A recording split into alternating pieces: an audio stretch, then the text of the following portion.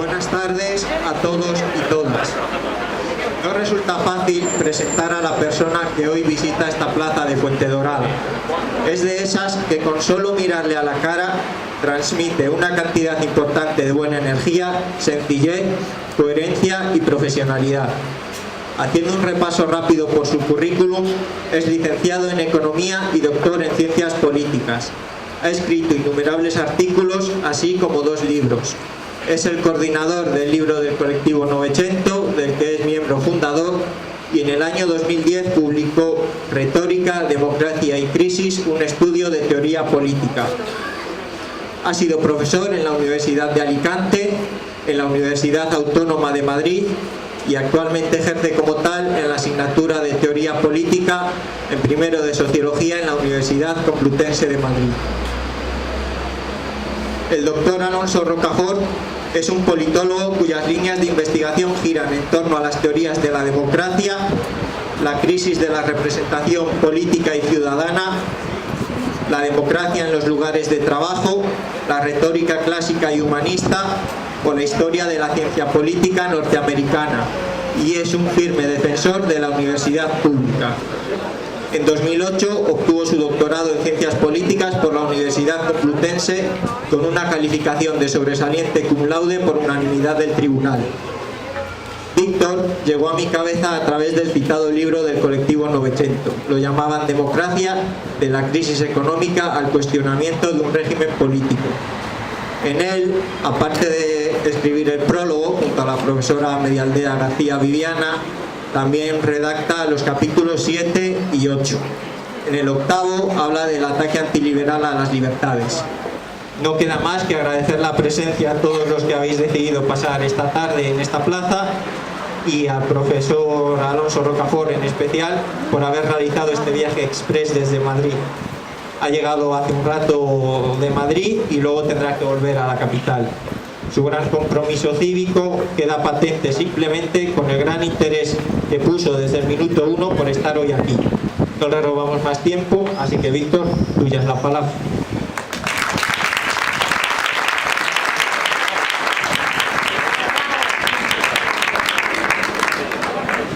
Hola, ¿qué tal? Muy buenas tardes. Muchísimas gracias a los organizadores, las organizadoras de este acto, a Fran en especial, por la presentación tan buena, ¿no? Y no sé dónde he encontrado tantas cosas. Bueno, ahora con internet es muy fácil, la verdad, pero muy agradecido.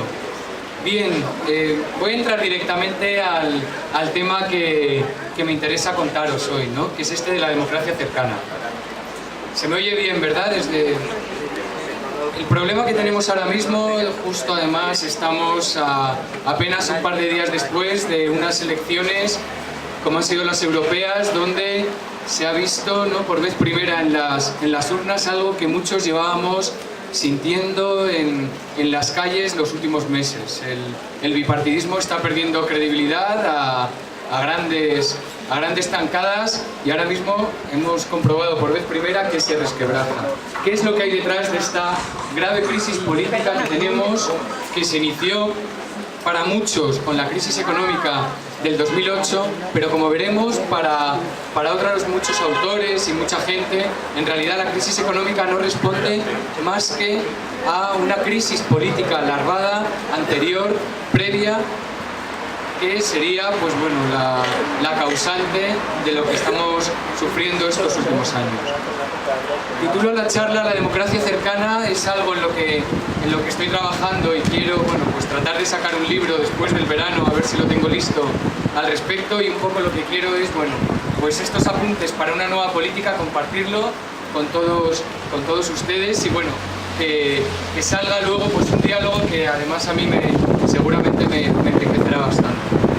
Ahora mismo, en realidad lo que tenemos, me voy a hacer, bueno, si me acerco pierdo plano, ¿no? Tranquilo, No, me quedo... ¿De verdad? Sí. Además acercarse siempre... Ah, sí, me siento así un poquito. Bien, la democracia cercana. ¿Qué es lo que tenemos? Tenemos una democracia lejana o, estrictamente hablando, yo soy profesor de cosas muy graves, pero el totalitarismo es un concepto que tiene su significado preciso y no podemos exagerar. Pero claro, cuando me vienen desde otro lado y me dicen, pero bueno, ¿de qué os quejáis? Si aquí tenemos una democracia y se puede escoger a los representantes. Yo digo, no. Siendo estrictos, tampoco podemos hablar de que estemos en una democracia. ¿Tenemos representación política? Sí, pero la representación política no es democrática. En los últimos tiempos se está viendo que lo que tenemos es una representación política oligárquica. Por tanto, la democracia la hemos ido alejando cada vez más de nuestras vidas, de la vida cívica, y esto es uno de los grandes problemas. ¿Por qué? Porque la representación política ha ido cuidando los intereses de gentes que no habían sido llamados a precisamente elegirlos a los intereses de los ciudadanos, de nosotros y nosotras, sino que han estado cuidando los intereses de la llamada oligarquía. Lo que he pensado ha sido, un primer bloque breve donde voy a tratar de caracterizar algunos ejes de esta democracia lejana, de por qué la tenemos lejana, y muchas propuestas que van a ser los bloques siguientes de por dónde podemos tirar para esta nueva política que ahora mismo tanto reclamamos y que yo creo que la ilusión otra vez vuelve a las calles, aunque sea también espoleada por la última noticia electoral, pero también por todas las resistencias y todo el aprendizaje de estos 3 últimos años en las luchas en la calle, ¿no? Que yo creo que es lo que a mucha gente le ha politizado y le ha dado sabiduría política, que también ahora hablaremos de esto. Bien, ¿qué es lo que sucede? ¿Por qué la representación política se vuelve oligárquica, ¿no? Hay un autor que a mí me gusta mucho, que se llama Cornelius Castoriadis, que en los años 90 decía: vivimos en una oligarquía liberal. A mí, ahora mismo, me parece que vivimos en una oligarquía, pero antiliberal. También hablaremos de ello y por qué. Castoriadis, entre otros, nos hablaba de la mentira, de cómo se instala la mentira en política. La mentira es un problema, porque la representación política, para que sea democrática, tiene que vincularse con los ciudadanos, y tiene que ser honesta, y tiene que ser verosímil. Y tenemos que ser, en esta relación, tenemos que crear unos vínculos auténticos. Y para ello tenemos un contrato inicial, son las promesas electorales. Si cuando un representante político llega al cargo, llega al poder y empieza a incumplir promesas electorales, esto se puede deber a que se está mintiendo descaradamente y no hay posibilidad de echarlo del cargo, tenemos un problema. Y otra cuestión puede ser que lo que tengamos es un cambio de ciclo político, un cambio de cuestiones que la contingencia política nos trae, y que por tanto lo que tenemos es a un representante que debe de explicar a sus ciudadanos, a los ciudadanos que le han elegido, por qué va a hacer este cambio de programa, por qué una medida concreta va a tener que cambiarla. Pero para ello tendrá que comunicarlo, tendrá que escuchar las pegas que haya, tendrá que ver si modifica o no modifica finalmente esta promesa. Todo esto es algo muy básico que en la teoría nosotros lo leemos, lo estudiamos muy bien, pero en la práctica no se está llevando a cabo. Tenemos un gobierno como el del Partido Popular que desde el minuto 1 de coger las riendas del gobierno ha estado incumpliendo una tras otra las promesas electorales. Y esto es un problema no solo de este gobierno, sino que si giramos la vista atrás de los últimos gobiernos que hemos tenido, esto es algo a lo que nos han querido acostumbrar. Otra cuestión tiene que ver con una situación de partida en la comunicación política. No podemos tener una situación de comunicación desigual, porque para que haya democracia todos tenemos que tratar de tener las mismas oportunidades a la hora de comunicarnos, a la hora de deliberar, a la hora de no solo deliberar entre nosotros, sino si estamos en un sistema representativo, de dirigirnos a nuestros representantes, de marcar la agenda política, de decir cuáles son los temas que nos preocupan, de influir sobre ellos. En un sistema como el actual, donde los medios de comunicación están en propiedad de grandes capitalistas y a la vez los medios públicos únicamente están dominados por el partido en el poder al servicio de la propaganda y no de la verdad, tenemos problemas. Cuando hacemos unas marchas como fueran las del 22M y resulta que cientos de miles de personas acudieron a las calles, y la respuesta que vemos en los medios de comunicación es que apenas 50.000 personas, hasta medios como El País lo decían, ¿no?, habían estado en esas marchas, se nos hurta algo fundamental para el debate político, que es la verdad de hecho. Nosotros podemos tener verdades políticas distintas, es más, es que las tenemos. Es que la diferencia es intrínseca a la sociedad, a la pluralidad de ciudadanos y ciudadanas que vivimos en este país. Pero para que tengamos un debate político sobre nuestras diferencias, tenemos que tener unas verdades de hechas claras. Yo esto lo explico muy bien a partir de alguien que lo explicaba muy bien, que era Hannah Arendt, que decía, bueno, en la Segunda Guerra Mundial el inicio se marcó en septiembre del 39 porque Alemania, la Alemania nazi, invade Polonia. Si queremos hablar sobre el inicio de la Segunda Guerra Mundial, no podemos decir que Polonia, así se me oye mejor, que Polonia invadió a Alemania, porque entonces no podemos tener debate al respecto. La verdad, de hecho, no nos lo pueden hurtar. En las marchas del 22M fuimos cientos de miles de personas. En la televisión española, al servicio del Partido Popular, y el resto de medios de comunicación al servicio, últimamente, o porque se endeudan o porque ya desde el principio estaban al servicio de los grandes capitalistas, están hurtando este debate político-democrático. Y ahí tenemos un problema. Y ahí se nos aleja la democracia. La democracia también se nos aleja desde la conformación de los propios partidos políticos que participan en la representación política. Un partido político, hay un autor, yo de vez en cuando, bueno, como soy profesor de esto, voy lanzando autores que pueden interesar a los lectores más curiosos, ¿no? Robert Michels es un autor clásico para la ciencia política. Él en el año 1911 se fue a estudiar el partido más revolucionario entonces, el socialdemócrata alemán, al que él tenía bastante simpatía.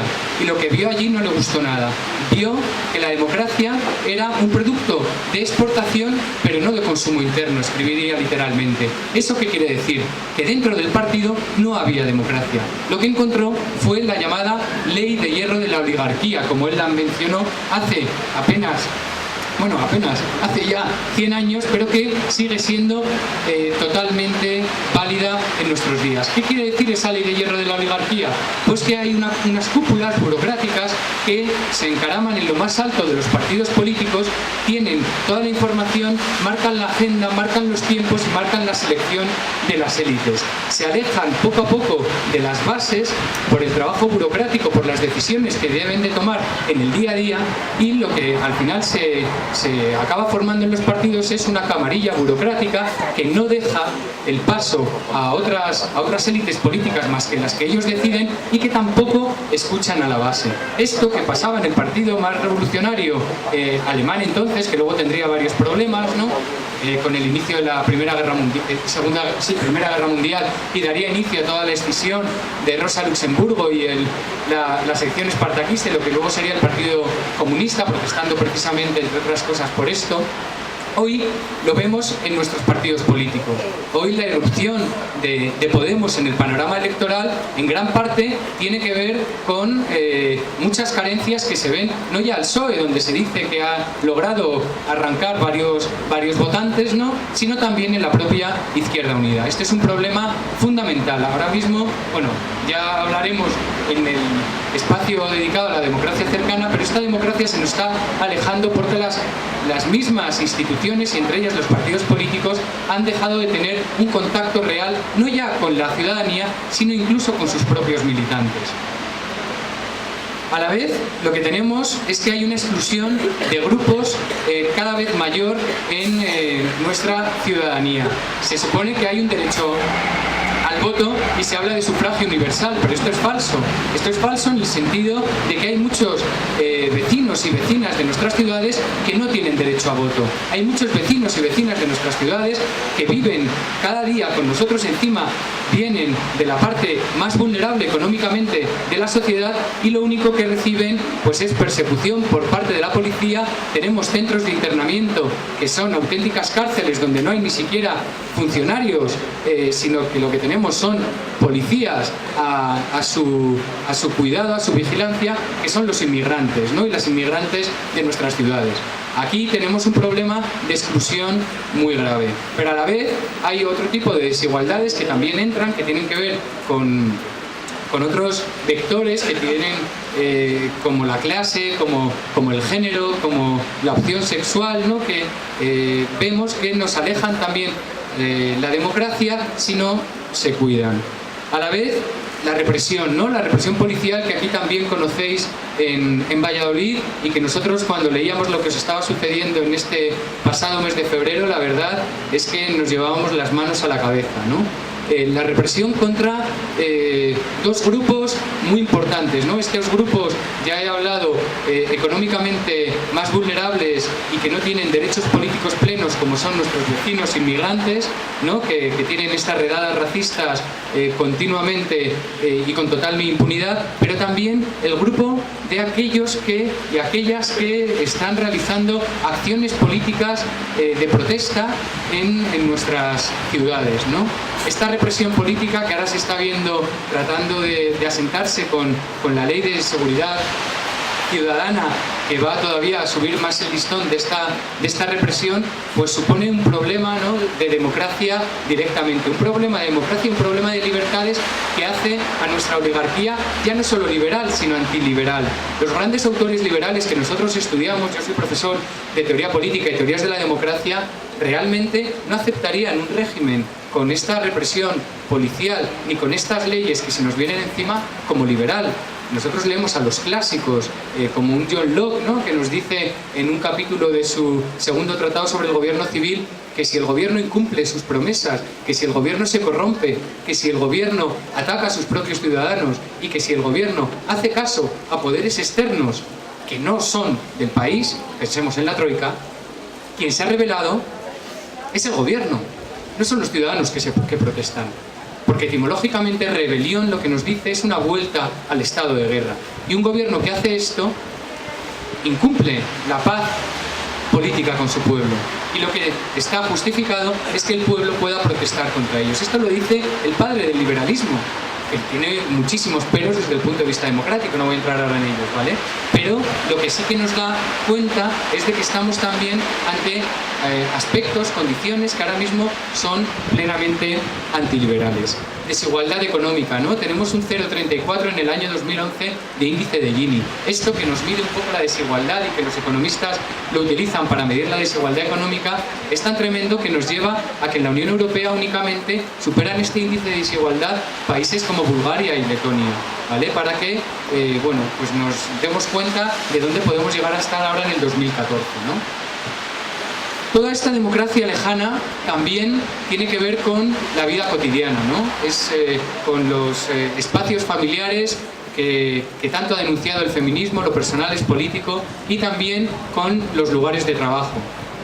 Sobre todo esto ahora me gustaría hablar. En primer lugar, la representación, ¿por qué la denomino oligárquica, ¿no? En esta democracia lejana. Aristóteles nos decía que la oligarquía era el gobierno de los pocos, pero decía también algo muy interesante, que era el gobierno de los pocos que tienen riqueza y que se unen para defender esa riqueza. Gracias. Y que se unen para defender esa riqueza. Lo que tenemos en la actualidad es que, más allá de las élites políticas que pueda haber, hay élites intelectuales, hay élites por cuestiones de educación, hay élites por contactos en los partidos políticos y en las instituciones políticas, pero también hay un conjunto entre estas élites que es oligárquico, que es quien tiene la riqueza y quien defiende esta riqueza, quien defiende la propiedad, pero también defiende y monta a su alrededor toda una industria llamada una industria en defensa del ingreso. Esta industria en defensa del ingreso lo que nos está haciendo es pues causar todos los problemas que vemos con nuestra estructura fiscal, ¿no? Una estructura fiscal desigual, una estructura fiscal cada vez más regresiva y que deja pues el fraude fiscal tan enorme que tenemos, que es un gran agujero negro de nuestra economía, o asuntos como la SICAV, ¿verdad? Bueno, todo esto responde a una industria en defensa del ingreso, pero también de la propiedad, que haya entre los representantes políticos a los aliados naturales. La resolución de esta crisis lo está dejando blanco sobre negro o negro sobre blanco cada 2 por 3. En esta hay varios tipos de oligarquías y realmente la que tenemos es una oligarquía civil, ¿no? Se suele denominar en las tipologías. Una oligarquía civil que respeta un mínimo Estado de Derecho, que trata de respetar algunas libertades. Ya vemos que en cuanto se le toca un poco las narices, pues el listón lo empiezan a subir, pero la propiedad, por ejemplo, la tienen protegida hasta tal punto que ya en nuestra mentalidad ni siquiera nos planteamos el desafiar esto. Hace 70, 80 años en España las izquierdas sí que desafiaban la cuestión de la propiedad, pero ahora mismo realmente estamos todos metidos en la cuestión del ingreso, en la cuestión fiscal, pero apenas tocamos la cuestión de la propiedad.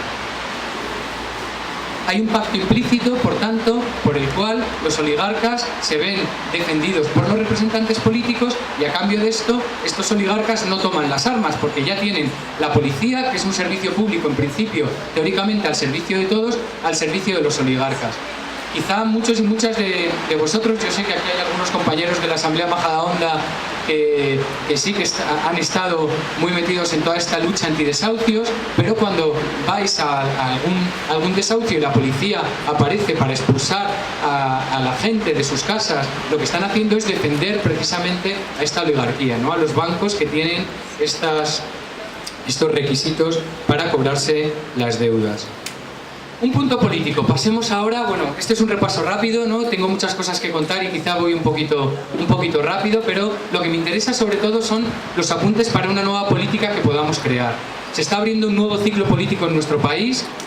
Yo la verdad que vengo bastante ilusionado ahora mismo de Madrid y tenemos que protagonizarlo los ciudadanos y las ciudadanas. No tenemos que dejar que se cree una nueva élite política que tome las riendas por nosotros, porque tenemos 30 años de aprendizaje en donde hemos confiado, las ilusiones una y otra vez se han ido por los suelos. Antes de empezar esta charla me decía un compañero que él había confiado mucho en los 80 en Felipe González, pero toda esa ilusión se fue enseguida por los suelos. Yo creo que para eso tenemos que crear estructuras desde abajo donde los ciudadanos y las ciudadanas debatamos, deliberemos, discutamos y tomemos las decisiones importantes.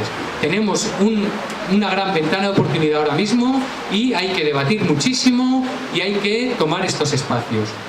En este sentido, todos somos seres políticos. Todos tenemos esa sabiduría política dentro de nosotros para ser seres políticos. A mí me gusta mucho cómo lo contaba Platón en un mito que es el mito de Prometeo, en el diálogo que se llama Protágoras. Aquí, en este diálogo, Protágoras empieza a contar el mito de Prometeo diciendo, bueno, realmente cuando se da...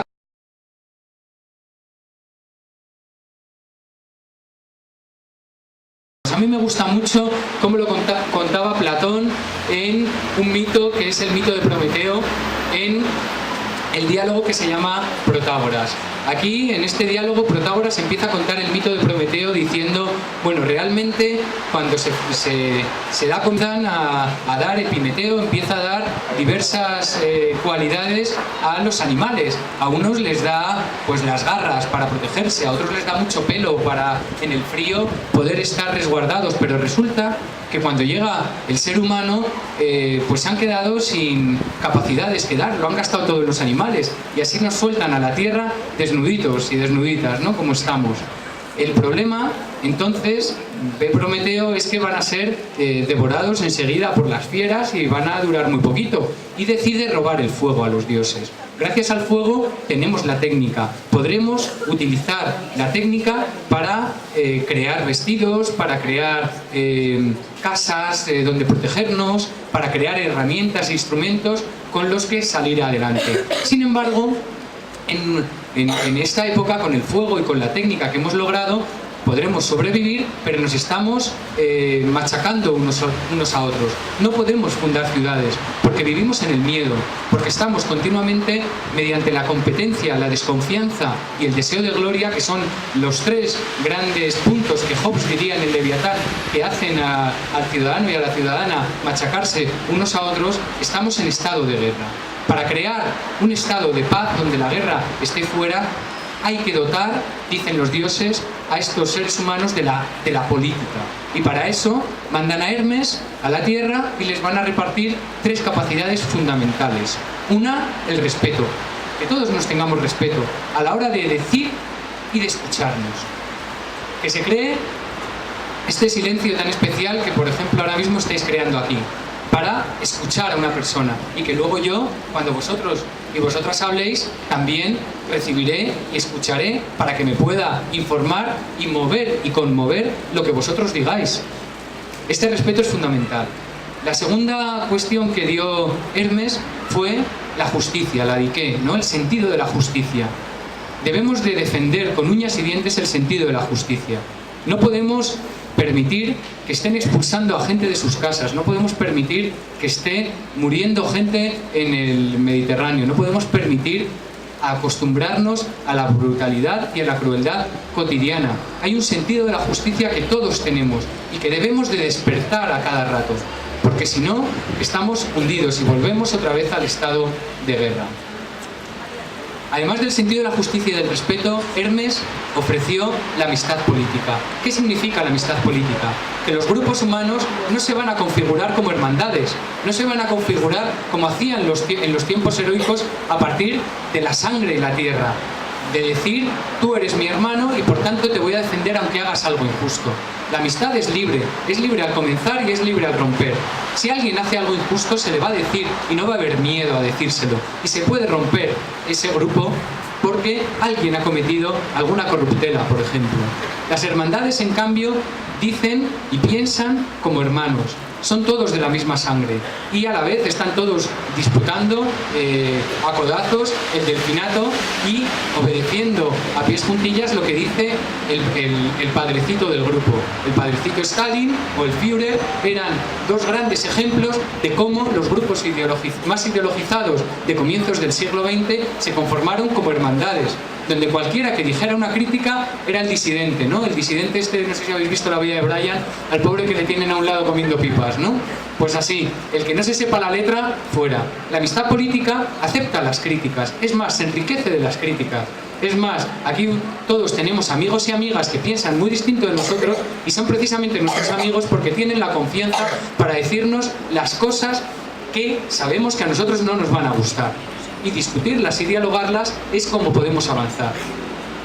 Los partidos políticos se han creado como hermandades. Necesitamos crear organizaciones que funcionen a partir de la amistad política. Bien, diciendo esto, podemos acercar un poquito la democracia, ¿no? Y estas son cosas que decían ya los antiguos griegos. Aristóteles también decía algo muy interesante, ¿no? Que era, somos seres políticos a partir del logos. El logos es el pensamiento, pero también es la palabra. Y lo somos porque somos algo más que los animales, que son solo seres sociales. Los animales, como las abejas o las hormigas, son seres sociales porque tienen sus jerarquías y tienen organizaciones fantásticas que organizan cosas que nosotros sería impensable. Las colmenas es algo que para nosotros, bueno, es de una sofisticación increíble, gracias a que hay, bueno, pues su abeja reina, sus obreras, también tienen sus zánganos, ¿no? Pero tienen ahí su organización bien montada. Pues nosotros somos también, como los animales, somos seres sociales, pero es que somos algo más, decía Aristóteles, somos seres políticos, porque tenemos la palabra para decir lo que está bien y lo que está mal, para pensar lo justo y lo injusto, lo conveniente y lo inconveniente, para pensar en proyectos de ciudad y dialogarlos, y llevarlos a cabo después de hablarlos y discutirlos. Por tanto, la democracia cercana tiene que ser muy consciente de que en todos nosotros y nosotras anida esa capacidad política. Otra cosa es que la queramos tener dormida y nos reduzcamos no a toda la riqueza ciudadana, sino queramos vernos únicamente como votantes, cada 4 años poner un sobre en una urna, o como consumidores, pero no como ciudadanos, donde podamos decir en la ciudad estos proyectos y podamos dialogar, ¿no? Tenemos esas capacidades y las podemos sacar. Pero todo esto sería muy racional. Sabemos que somos muy pasionales. Tenemos que pensar en las pasiones y tenemos que ir con todas nuestras pasiones también a lo público y a tratar de sacar de ellos el máximo rendimiento democrático. Ahora mismo hay mucha esperanza y mucha ilusión. Y son esperanza e ilusión que construyen. Son pasiones que construyen democracia. La ira puede llegar a construir democracia, puede sacarnos a las calles ante algo injusto, pero solo con ira no construiremos jamás democracia. Por tanto, las pasiones las tenemos que pensar y tenemos que organizarlas de tal manera que nos sirvan para construir esta democracia. Pero a la vez que tenemos pasiones y tenemos razón, como hemos visto, también tenemos fantasía, tenemos imaginación. No debemos purgarla, tenemos que inventar cosas nuevas y a la vez tenemos que ayudar a las musas, decían los clásicos, que estaban en perfecta comunicación con la fantasía, porque el recuerdo nos ayuda a imaginar cuestiones también que sucedieron previamente. Tenemos que escuchar a la experiencia, a toda la gente mayor que habéis vivido cuestiones que los más jóvenes no hemos conocido, y tenemos que recordar todas nuestras experiencias de vida para, mediante la imaginación, crear cuestiones nuevas, cosas nuevas que salgan adelante. Ahora mismo es muy necesario, en el momento político en el que estamos, que la imaginación, le demos mucho a la imaginación entre todos. Y a la vez el ethos, ¿no? Hablaban de logos, pathos, ethos, los clásicos. El pathos eran estas pasiones, el logos lo racional, el pensamiento y la palabra, y el ethos es la ética. No podemos renunciar a la ética, no podemos decir no, vamos a construir una gran mayoría social que también se refleja en las instituciones renunciando a cuestiones éticas. Esto es inadmisible. Lo que tenemos que hacer es tener mucho cuidado con este carácter, ¿no? El ethos en realidad es el carácter de una persona o el carácter de un pueblo, y lo estamos construyendo y lo estamos moldeando. Las instituciones y las organizaciones que creemos ahora entre todos, estos frentes amplios que se ven en el horizonte, ¿no?, que son posibles, tienen que estar muy cuidados desde el primer momento éticamente, a cada paso, y para eso hemos de ser muy conscientes del ethos. Decía y Sócrates, que es otro autor que a mí me gusta mucho, también clásico, que cuando un personaje en la Asamblea de Atenas aparecía para hablar y decir algo por vez primera, realmente no hacía falta que empezara a hablar porque todos le conocían. Es decir, el ethos en muchas ocasiones no tiene que ver con el discurso, no tiene que ver con decir un montón de palabras bonitas, eso es muy fácil. El ethos tiene que ver también con trayectorias de vida, con cuestiones que hagan creíble el discurso. Y para eso, a cada paso que demos, tiene que ir tratando de ser muy coherente con cada palabra que digamos. Es muy difícil, casi imposible esa coherencia al 100%, pero tiene que estar en el horizonte como lo que queremos, como lo que anhelemos, como lo que exijamos también a los que están al lado nuestro.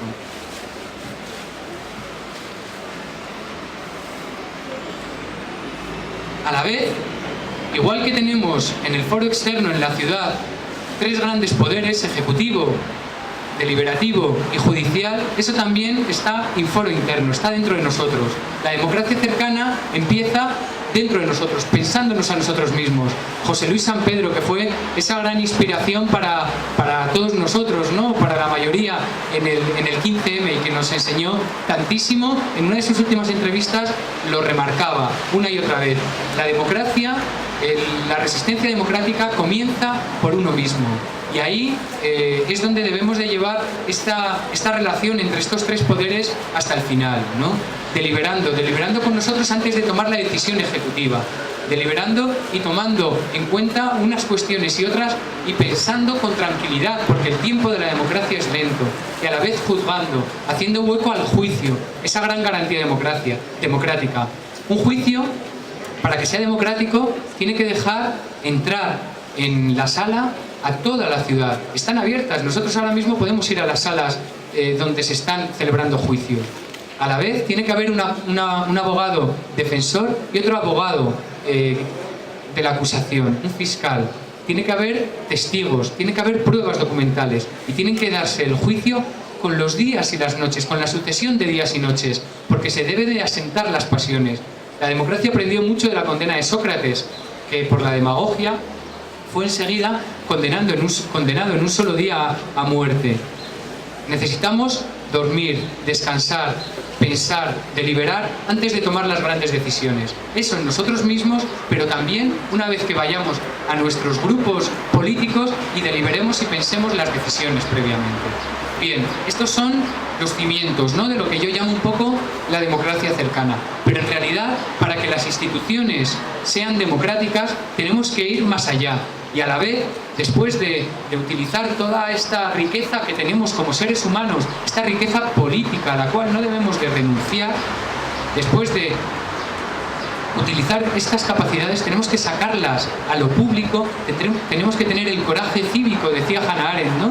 De salir a lo público donde se juega algo, donde no nos estamos en realidad jugando nada de nuestras preocupaciones privadas, sino que tiene que ver con la ciudad. Y con ese coraje cívico, salir a la ciudad y empezar a pensar la representación, por ejemplo, ¿no? Yo me digo ahora mismo que está sucediendo toda esta ola de ilusión a partir de los resultados electorales y de la posibilidad de Frente Amplio de izquierdas y demás, la representación política. ¿Qué es lo que dicen los autores y las autoras que están en esto, ¿no? En primer lugar, tenemos que hacer de la comunicación, que decía yo antes que era tan desigual, tratar de hacerla mucho más equitativa, para que haya un auténtico debate público donde no se nos hurten las verdades, donde realmente no haya una propaganda que nos pueda manipular. Para eso es fundamental los nuevos medios que están surgiendo.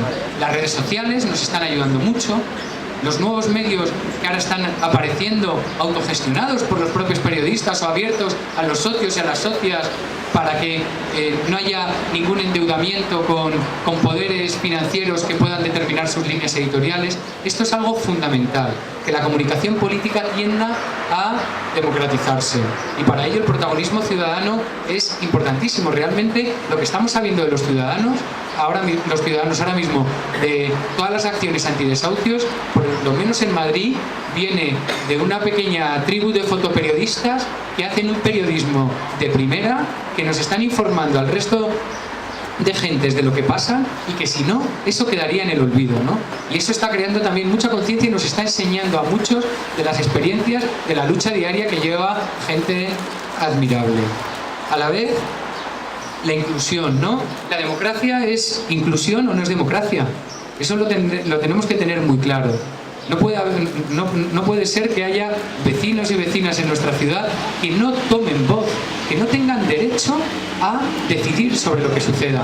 Es más, que por tener otro origen nacional puedan ser detenidos y tengan que vivir con el miedo a ser detenidos y ser encerrados en uno de estos centros y luego ser deportados. Esto es algo que tenemos que resolver y nuestro sistema representativo tiene que resolver.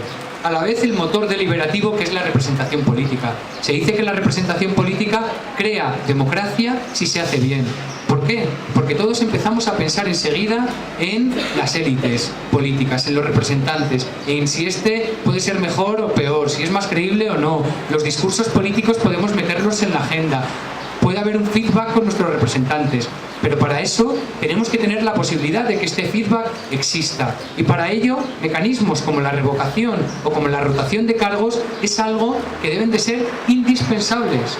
Es decir, si un representante político incumple su palabra, debe de haber una asamblea de base que pueda decir a ese representante político: a tu casa, no has cumplido. A la vez, la rotación de cargos. Está muy bien que haya gente muy valiosa que tenga representación política y que pueda empujar hacia donde todos queremos las cuestiones que nos importan. Pero somos 40 y pico millones de habitantes en este país. Hay muchísima gente valiosa que puede hacer este papel. Lo que necesitamos es que haya una rotación para que realmente tengamos representantes que a la vez sean ciudadanos y no pierdan ese vínculo, porque es muy difícil estar años y años dedicándose únicamente a la cosa pública y finalmente no perder esos vínculos. Por tanto, la rotación me parece a mí que es también uno de esos elementos que nos pueden ayudar. A la vez, en la renovación de los partidos políticos ahora mismo hay un aprendizaje mayúsculo de los movimientos sociales. Un movimiento social se distingue de un partido político en la plasticidad organizativa que tiene, en la horizontalidad, en la apertura, en lo poroso que es. Los partidos políticos nuevos que ahora mismo empiecen a surgir tienen muchísimo que aprender de los movimientos sociales. Van a tener, por supuesto, más estabilidad como estructura que un movimiento social. Al menos si quieren perdurar en el tiempo. Eso lo tienen claro seguramente. Pero a la vez tienen que ser horizontales, tienen que ser abiertos, tienen que ser democráticos, tienen que romper con esa oligarquía, esa ley de hierro de las oligarquías. ¿Por qué? Porque ahora mismo hay un clima político en nuestras mentalidades ya que no va a aceptar otra cosa. El 15M nos enseñó muchísimo y ya no vamos a renunciar a ello. Por tanto, cualquier partido político que quiera organizarse verticalmente debido a las urgencias, debido a las eficacias que se necesitan, debido a mil y una excusas que pueden ser muy comprensibles y se entienden, pero ya no van a colar, ya no vamos a entenderlo. Por tanto, el movimiento social puede ser, yo creo, un gran aprendizaje en este sentido. Tenemos que transformar las instituciones. El Parlamento nos aleja la democracia, nos hace la democracia lejana, no nos la hace cercana. También nos la hace por su propio mecanismo, porque no es una institución deliberativa. En el Parlamento lo que estamos viendo es que cada uno va con su argumentario cerrado y lo que hay es un teatro. Es un teatro donde unos y otros se lanzan sus argumentarios y nadie escucha, no se informan.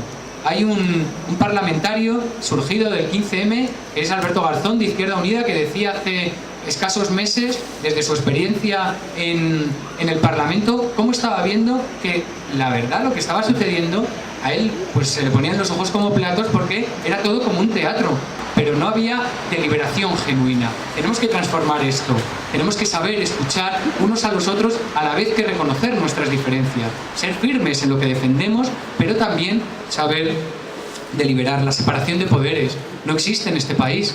Hemos perdido la separación. Sin separación de poderes no hay democracia. Pero es que esto ya lo decían gentes tan poco demócratas como los que dieron a luz a la Constitución norteamericana. La Constitución norteamericana, que lo hicieron grandes oligarcas, dueños la mayoría de grandes plantaciones y de esclavos, pero ellos querían acabar con el antiguo régimen y tenían mucho miedo a que las mayorías arrasaran. Ahora mismo tenemos una mayoría absoluta que arrasa en este país. Y ellos tenían miedo a que arrasara estas mayorías y que pasara lo que está pasándonos a nosotros, y por eso el diseño constitucional norteamericano es una maravilla en cuanto a división de poderes. Porque dividen los poderes no solo en el deliberativo, no solo tienen las dos cámaras, sino dentro de ellas también hay una gran división. A la vez hay una división clara con el judicial y a la vez con el ejecutivo, para que no haya dependencias ni económicas ni políticas. Saldrá luego mejor o peor sobre el papel, pero al menos hicieron ese intento y lo han llevado a cabo. Hay mayor separación de poderes, a pesar de que hay en otros aspectos mayores problemas de los que tenemos nosotros en ese país. Nosotros, en cambio, no tenemos separación de poderes, tenemos un gran problema. Y bueno, en esa transformación institucional creo que el proceso constituyente es algo que a mí, bueno, pues me llama muchísimo la atención. Me parece que puede ser un proceso donde con realismo podamos llevar toda esta teoría a la práctica. Pero la democracia cercana tiene que ir palpándose en nuestra vida cotidiana. A mí no me vale de nada, yo me levanto por la mañana y me voy a mi centro de trabajo, sea una empresa o una institución pública, y vivo ahí 8 o 10 horas trabajando bajo el principio de jefatura jerárquico que está tan instalado en la cultura política de nuestro país, y luego voy a un barrio o un pueblo como en el que yo estoy, que ahora mismo van a realizar unas obras de un parque al que yo no puedo decidir si se va a hacer esto o no se va a hacer, si se está haciendo bien o no.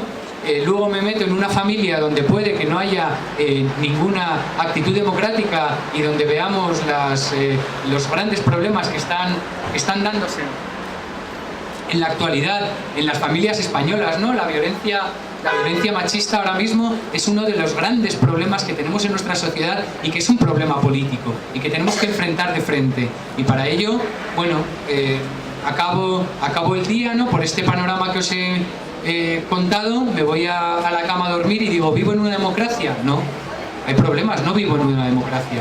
Hay un autor, uno de los grandes científicos políticos norteamericanos, en realidad él era de origen alemán, pero luego se nacionalizó norteamericano, Harry Eckstein, estudió estas cosas. Harry Eckstein, en 1936, tuvo que irse con 12 años de la Alemania nazi.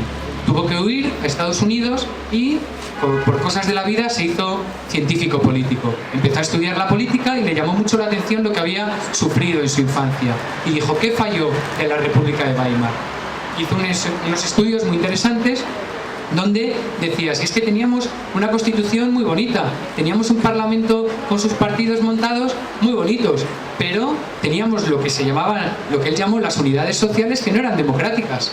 Teníamos una escuela jerárquica, teníamos una universidad no democrática, teníamos unos partidos políticos antidemocráticos en su funcionamiento interno, teníamos unas empresas terribles, teníamos unas instituciones públicas, vamos, con ese principio de jefatura burocrático que también describió en su momento Max Weber. Por tanto, había un problema de democracia en la base. Al tener ese problema de democracia en la base, las instituciones, por muy bonitas que las pongamos en cualquier papel, no van a funcionar, no van a ser democráticas. Sin embargo, bueno, Harry Eckstein era un poco conservador y decía, lo que tenemos que intentar es que las unidades sociales que estén más cercanas al núcleo político, parlamento y partidos, sean muy democráticas. Pero bueno, la escuela, la familia, la universidad, pues da un poco igual. Claro, en los años 60, con todas las revueltas que hubo en Estados Unidos, revueltas que tenían que ver con las grandes discriminaciones racistas que había en el país, pero también con las desigualdades de género que se estaban dando, o con la guerra del Vietnam, ¿no? Como muchos jóvenes estaban obligados por su estado a ir a morir a un sitio lejano que no les iba ni les venía. Todo eso creó unas revueltas políticas que se llevaron también no solo a la práctica sino a la teoría. Carol Pateman, una autora que a mí me gusta mucho, retomaba lo que decía Eckstein para decir: todo esto que dijo Eckstein es necesario, pero llevarlo también en las unidades sociales, como la familia, como las instituciones, como las empresas, como los lugares de trabajo. Tenemos un gran reto.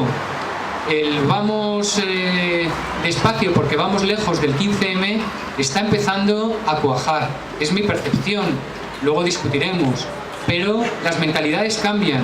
La gente ya no acepta lo que aceptaba antes. Ahora mismo en el PSOE les quieren colar un congreso por la puerta de atrás y ya hay gente que está diciendo: oye, que no me coléis esto.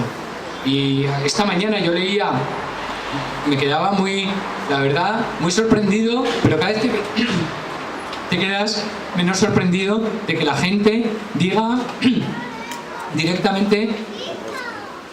Wow, muchas gracias.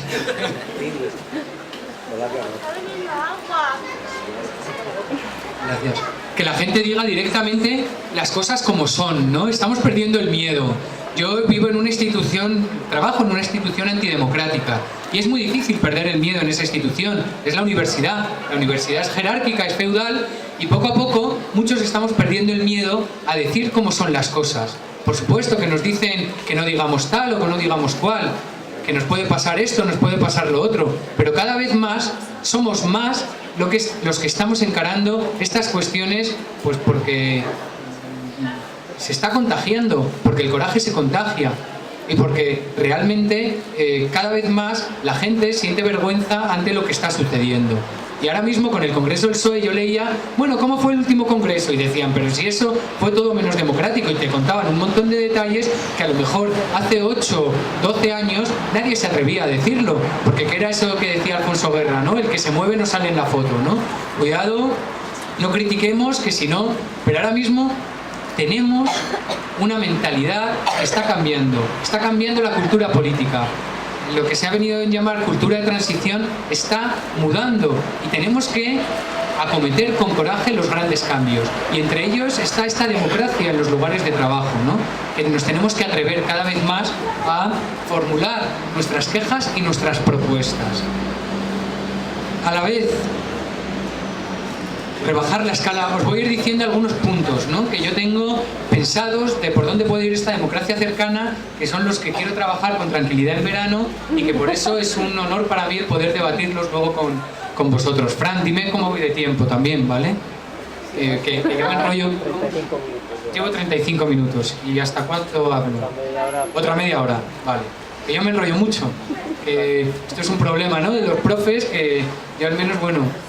En mi casa, pues me dicen, ¿no?, desde que eres profe, es que hablas un montón, estás muy pesado. Porque claro, tenemos clases de hasta 3 horas, y claro, tenemos ahí un montón de tiempo, y nos acostumbramos, pero está bien que nos den... Bueno, ¿vale? Así que... Bien. Rebajar la escala de la política, ¿no? os hablaba antes de los autores del Federalista, de esta gente que pensó la Constitución norteamericana, que es una de las grandes rupturas con el antiguo régimen y de los inicios del llamado Estado liberal, ¿no? Y ahí uno de los planes que tenía Alexander Hamilton en mente era agrandar, ensanchar, hacer enorme la escala de la política, porque así se dividiría tanto el poder y los representantes políticos tendrían además tanto poder sobre esas masas populares que ellos veían con miedo que, bueno, si todo se decide en Washington, pues la gente que viva en otros estados a cientos de kilómetros pues tendrá menos voz en estas cosas, ¿no? Bien, este es el problema de nuestros estados, se ha agrandado mucho la política. Tenemos que volver a rebajar la política a escala local, porque para decidir sobre lo público tenemos que conocernos. Esto que nos decía Sócrates de, bueno, antes de que comience a hablar yo ya sé quién es, lo podemos lograr en lo local, pero en lo estatal es muy difícil porque solo conocemos a la gente porque sale en la tele. Y eso nos quita mucho conocimiento, ¿no? sobre las personas, pero también sobre lo que se dice. Tenemos que tener la capacidad de decidir sobre ello bajándonos y a 5 minutos venirnos a esta plaza, debatirlo y luego tomar una decisión. Porque la deliberación implica decisión. Muchas asambleas del 15M en realidad han sido ágoras, ¿no? Ágoras riquísimas, pero ágoras, no asambleas. Porque se debatía, porque intercambiábamos, porque nos informábamos, porque enriquecía nuestro conocimiento político de 1000 y una cosas. Nos íbamos a nuestra casa y haber pasado por ahí era un antes y un después. Nos convertíamos en seres políticos. Todo eso que os he contado al principio salía a la luz, esas capacidades que tenemos, pero eran ágoras, porque luego no teníamos dónde tomar la decisión. Necesitamos construir estructuras donde las ágoras se conviertan también en asambleas, donde después de deliberar y de llegar a acuerdos, estos luego se lleven al puerto de la decisión política, de la transformación real de las cosas. Y ahí tenemos mucho por hacer, ¿no? Y rebajando la escala a lo local, dando muchísimo poder a lo municipal, es donde podemos batallar por esto, ¿no? A la vez, otro sitio donde yo creo que es interesante llevar esta democracia, acercar la democracia, es a la hora de pensar lo infantil, ¿no? La infancia. La infancia en muchos sitios se toma como algo no político, pero es una palabra plenamente política. El fas faris del latín lo que nos habla es de quién dice en la ciudad, quién habla en la ciudad. Y al ponerle el prefijo negativo delante, lo que nos está diciendo es que es la gente que no habla. Por eso los infantes son los que no pueden hablar. Pero también por eso la infantería son aquellos pobres que mandan en primera línea a ser masacrados en las guerras sin que puedan decir ni mu a sus jefes militares, ¿no? La infancia, lo infante, por tanto, es algo muy político. Y aquí hay muchas personas que no pueden decir, que no se les escucha en la ciudad. Y no solo son los niños y las niñas. Ya os he hablado del tema de la inmigración, pero también de la desigualdad en la comunicación, ¿no? Por tanto, el volver a repensar lo infante, incluyendo ahí también los niños y las niñas, es algo importante, ¿no? A la hora de construir ciudad, cuando vemos el triunfo de los coches y el triunfo del cemento sobre los parques, por ejemplo, yo muchas veces pienso, aquí es que no se escucha a los niños que tienen otra manera de decir las cosas. A mí me gusta mucho un autor que se llama Quintiliano de Calahorra, que es uno de nuestros grandes autores clásicos, que ahora se le está recuperando cada vez más, y que él tenía muy en cuenta la infancia, la inclusión de la infancia. Y lo que decía era, los infantes tienen la memoria más robusta y la fantasía también más fuerte que aquellos que tenemos una edad mayor. Y tenemos que tener en cuenta también la nobleza de carácter de los infantes, y tenemos que saber incluirlos en la propia diversidad que ellos tienen, pero también a los ancianos y las experiencias que traen de vida. Por tanto, esta inclusión tiene que ver con las edades, no solo con los orígenes nacionales, y también tiene que ver con los géneros, ¿no? Por tanto, el pensar la democracia y tratar de acercarle a partir de la idea de lo infante, ¿no? Y de quién puede decir y quién no puede decir en la ciudad es interesante. Y que decir no tiene solo que ver con hablar y con la capacidad de hablar. Se puede decir de muchas maneras. Se puede decir también en silencio, o se puede decir también, como dicen los bebés, llorando para decir esto me gusta o esto no me gusta. Y ya sabemos lo que quieren, ¿no? Tener esa sensibilidad, ¿no? Es interesante y es importante en la ciudad. Quintiliano escribió un libro muy democrático que era sobre la formación del ciudadano. sobre la formación del orador, lo traducen también, porque todos tenemos la capacidad de ser oradores en nuestra ciudad. Y para eso tenemos que formarnos, pero tenemos que formarnos no solo en hablar muy bien, ¿no?, en decir las cosas con mucha lógica y muy racionalmente, como se dice. Hay toda una teoría democrática que es la teoría deliberativa, que tiene que ver con el triunfo de lo racional. El triunfo del mejor argumento es el que puede ganar y el que puede llevarse en una deliberación de calle la discusión y finalmente ser ese argumento el que se lleva al consenso. Las críticas a la teoría deliberativa tienen que ver porque no solo la racional puede decir, sino que hay otras formas de decir en la ciudad y tenemos que escucharlas, ¿no?, que pueden ser racionales, pero también pueden ser de otro tipo, ¿no? Aquí el feminismo, Iris Marion Young hablaba de las experiencias de vida de las mujeres, como en muchas ocasiones las feministas reclaman la biografía como un género a tener en cuenta, como esas experiencias de vida nos dicen mucho y nos enseñan y aprendemos mucho leyéndolas y escuchándolas, y a veces son cuestiones donde las secuencias lógicas no tienen tanto que ver. La gran crítica era, ¿no?, es que los teóricos deliberativos sois profesores, varones de clase media alta de grandes universidades europeas y norteamericanas, que os encanta esa forma de hablar, es la que ha triunfado en los parlamentos. ¿Quiere esto decir que a la hora de debatir y deliberar y de dar entrada a estas otras formas de decir no nos entendamos? No.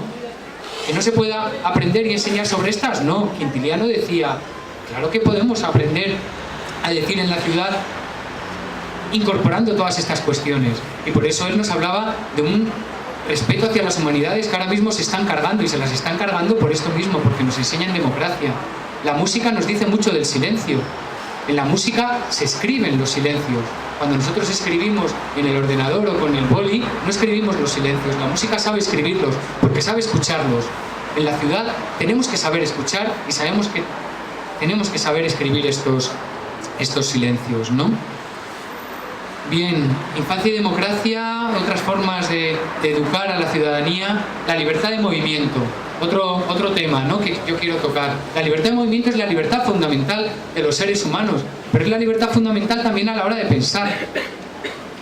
Está conectadísima la libertad de movimiento en el pensar con la libertad de movimiento en el mundo. Esta idea no es mía, ¿no?, es otra vez de esta autora que os he nombrado al comienzo, Hannah Arendt, ¿no? Ella decía que era fundamental tener la libertad para pensar, para atrevernos a salirnos de los corsés que las lógicas muchas veces nos meten por estos grupos y estas hermandades que nos impiden pensar más allá del dogma. Tenemos que atrevernos a romper con esto, pero a la vez eso está conectado con la libertad de pensamiento, la libertad de movimiento en nuestra ciudad, y de ciudad a ciudad. Es básico para un ser humano poder moverse de un país a otro país. Es algo muy novedoso esto de que nos pongan estos muros, estas vallas. Stefan Zweig en El mundo de ayer, su autobiografía, lo contaba. Dice, a inicios del siglo XX empezaron a aparecer estos requisitos de los pasaportes, de los policías en las fronteras, de impedir ir de un lado para otro, y las consecuencias son terribles. Estamos hablando de miles y miles de muertos en el mar Mediterráneo. Esto es algo gravísimo que un sistema político que se dice democracia no puede aceptarlo. Y hay una conexión directa entre la libertad de pensamiento y la aceptación de la diferencia en nuestros pensamientos y nuestra forma de ser, con la aceptación de la diferencia en la libertad de movimiento en la ciudad. Y esto es algo que algunos clásicos que a mí me gustan mucho, como este Quintiliano, lo cuentan, pero para el lector más curioso, Giambattista Vico, que es uno de los grandes de la ilustración alternativa en Nápoles, que a mí me gusta también mucho, también comentaba estas cosas y hacía una gran defensa del pueblo judío, ¿no?, a partir de la secularización en falso que se hacía en la ilustración, a partir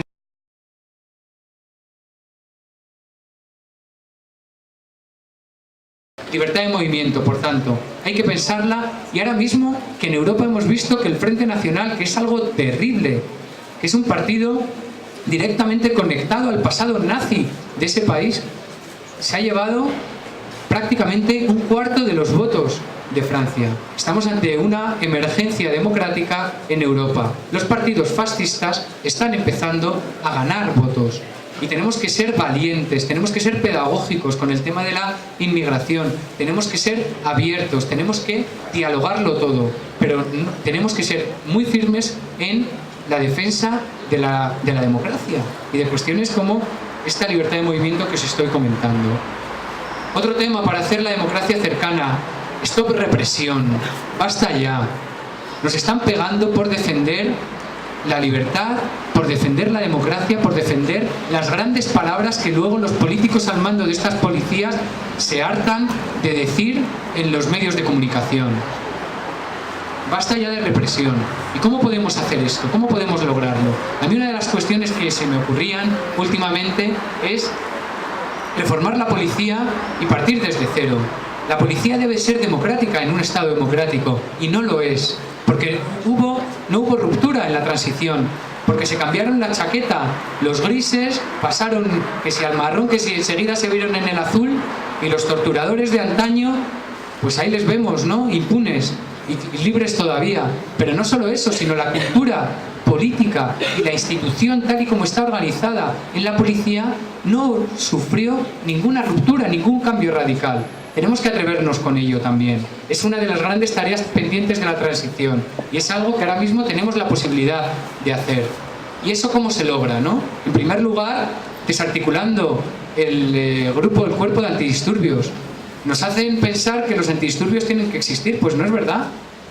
En el Reino Unido los antidisturbios vinieron en los años 70 a partir de las resistencias mineras y sobre todo con el gobierno de Margaret Thatcher, que creó una fuerte unidad de antidisturbios para todo lo que se le venía encima de protesta social. Pero no había cuerpos de antidisturbios en el Reino Unido, por ejemplo, como en otros países. Tenemos que manejar la protesta social, es cierto, ¿no? Se dice, oye, y si hay un gobierno plenamente de izquierdas y si el Frente Amplio consigue y luego hay protestas en las calles y viene la violencia fascista a las calles, ¿cómo se maneja esto, no? Pues por supuesto que hay que pensar con realismo cómo se forma una policía, pero una policía que sea democrática. Hay muchos libros dedicados y hay toda una corriente teórica preocupada sobre cómo manejar democráticamente la protesta social, y de lo que hablan es que no se maneje el armamento que se está manejando, que no haya la falta de diálogo que hay ahora mismo con los convocantes, con los manifestantes, sino que antes de una manifestación haya unas reuniones previas conjuntas con los manifestantes para ver por dónde va cada recorrido, cómo va a ser la manifestación, que los agentes de policía no acudan a las manifestaciones, a no ser que haya pues gente armada y realmente agrediendo a otras personas. Si no, no tiene sentido que acudan. Realmente en los últimos tiempos lo que estamos viendo es que las manifestaciones más pacíficas son las manifestaciones donde no hay policía. Por tanto, tiene que haber también un control representativo y ciudadano de la policía. Y esto no es nuevo, está escrito y hay algunas experiencias piloto que se han llevado a cabo en diversas ciudades de otros países, ¿no?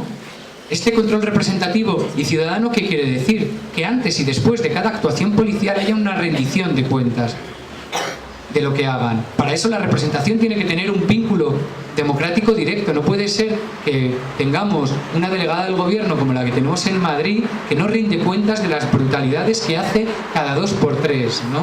Pero no solo eso, sino que haya un control ciudadano efectivo. A la vez la policía tiene que ser horizontal, debe dejar de estar aislada de la ciudadanía.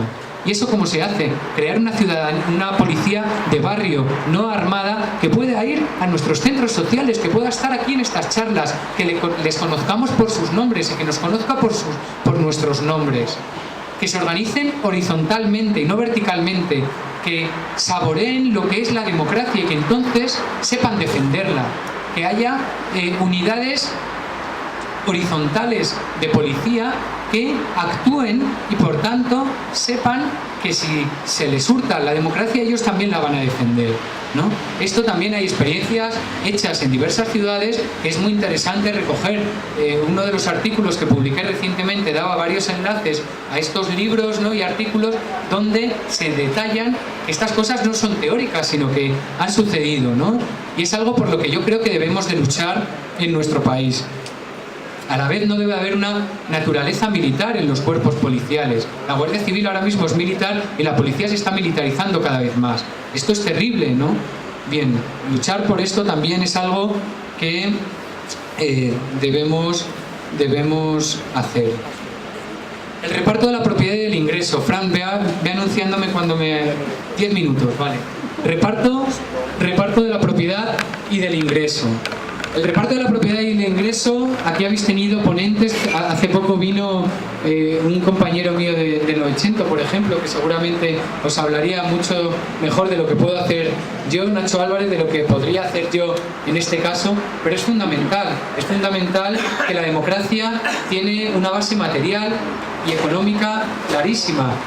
Desde la lucha por la democracia en los lugares de trabajo, desde la lucha por la democracia a nivel político, podemos ir resistiendo la desigualdad, podemos rebajar las desigualdades, porque en toda aquella institución, toda aquella empresa, todo aquel sitio donde nosotros podamos decidir, en ese caso las desigualdades van a bajar, porque no somos tontos ni tontas, porque sabemos que si el ayuntamiento de nuestra ciudad va a gastarse 1 millón de euros en algo inservible que viene de nuestro dinero, si nosotros deliberamos sobre ello, no vamos a aceptarlo. Y eso lo vamos a emplear en escuelas públicas, en sanidad pública, en mejorar los parques, y eso se va a reflejar en que esos índices de desigualdad tan tremendos que tenemos poco a poco vayan rebajándose. A la vez, tenemos una situación de emergencia nacional respecto al paro. 6 millones de personas en paro. Claro, si nosotros pudiéramos decidir las políticas económicas, estaríamos luchando contra el desempleo desde el minuto 1. A la vez, los salarios, desde antes de la crisis económica, vienen estancados y los beneficios, sin embargo, disparándose. Ahora mismo hay varios estudios. Este amigo que os contaba, ¿no?, Nacho Álvarez, es uno de otros muchos economistas que están haciendo estudios para decir, si es que si empezamos ahora a fomentar un incremento de los salarios, realmente esto va a crear un motor económico que nos haga salir de la situación de estancamiento en la que estamos, ¿no?, y de creación de empleo. A la vez, el ir creando una economía, un modo de producción respetuosa con el medio ambiente, porque a lo mejor a nosotros no nos toca, pero tenemos una responsabilidad con las generaciones futuras, y yo creo que nuestros hijos, nuestras hijas y nuestros nietos sí que van a ver desastres naturales importantes, como sigamos con esta huida hacia adelante con los ojos cerrados, ¿no?, del modo de producción capitalista tal y como está montado. Por tanto, tenemos mucha labor que hacer. La democracia cercana se hace decidiendo entre nosotros y deliberando, informándonos muy bien, documentándonos, pero a la vez decidiendo sobre todos estos temas, ¿no? Porque podemos salir, porque esto que nos han dicho de que no hay alternativa es falso. El there is no alternative latina, que decía Margaret Thatcher, y que enseguida le seguía a Ronald Reagan para decir que las políticas neoliberales es lo que hay, lo tomas o lo dejas, ¿no? Hay muchas alternativas, hay muchos estudios que nos están ayudando a construir estas alternativas. Ahora tenemos que tener la decisión sobre ellas. Por tanto, todo el tema material, importantísimo. El tiempo, ¿no? El tiempo lento de la democracia.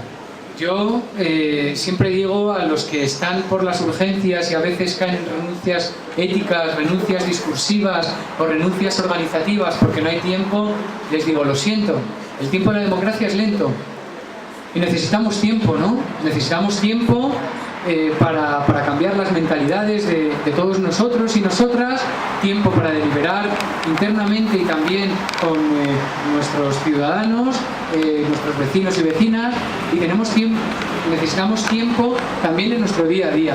Decía Walter Benjamin que uno de los grandes triunfos del capitalismo era haber metido esta ansiedad a los tiempos, esta aceleración a los tiempos, el no tener tiempo para nada, a pesar de que yo ahora mismo me he venido a Valladolid en 2 horas, ¿no? Antes a Valladolid pues a lo mejor tardabas horas y horas o hasta un día entero.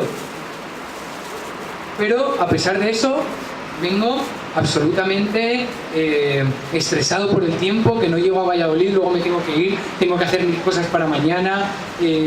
A la vez, quienes tenemos trabajo, después de pasar varias horas en el trabajo, estresados por los quehaceres cotidianos y profesionales, tenemos familias y tenemos también un tiempo que se nos va Y luego, ¿cómo empleamos todo eso en la acción política, ¿no? Es el gran problema que tenemos muchos, que nos encantaría estar en mil y una cosas que se montan, ¿no? Y ahora en mi pueblo están montando cosas maravillosas, una despensa solidaria, un cine autogestionado, hay gente que cada 2x3 se baja a Madrid a parar desahucios, y yo digo, es que quiero estar en todas, pero claro, no me da la vida para muchas cosas.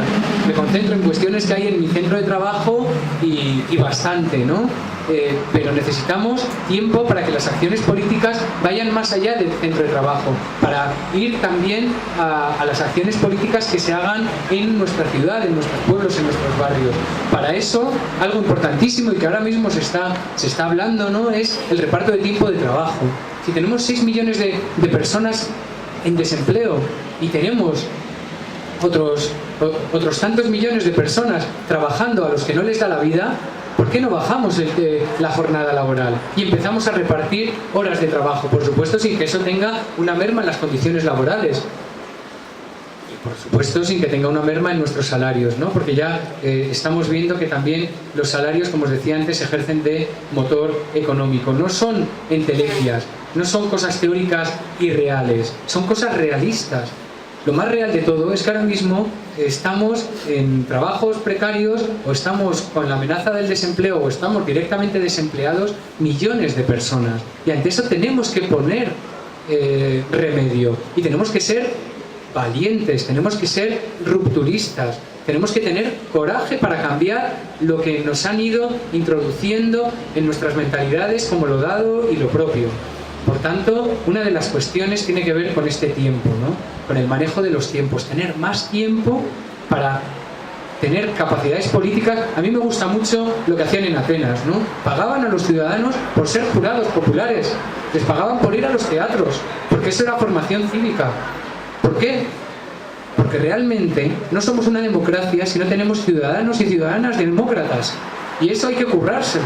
Y hay que currárselo desde las instituciones públicas y desde unos ingresos públicos que pueden subir muchísimo si realmente nos atrevemos a un sistema fiscal progresivo y justo. Si nos atrevemos a meternos en todo el fraude fiscal que hay en nuestro país. Si nos atrevemos a romper con los paraísos fiscales y con engendros como las SICAV, ¿no?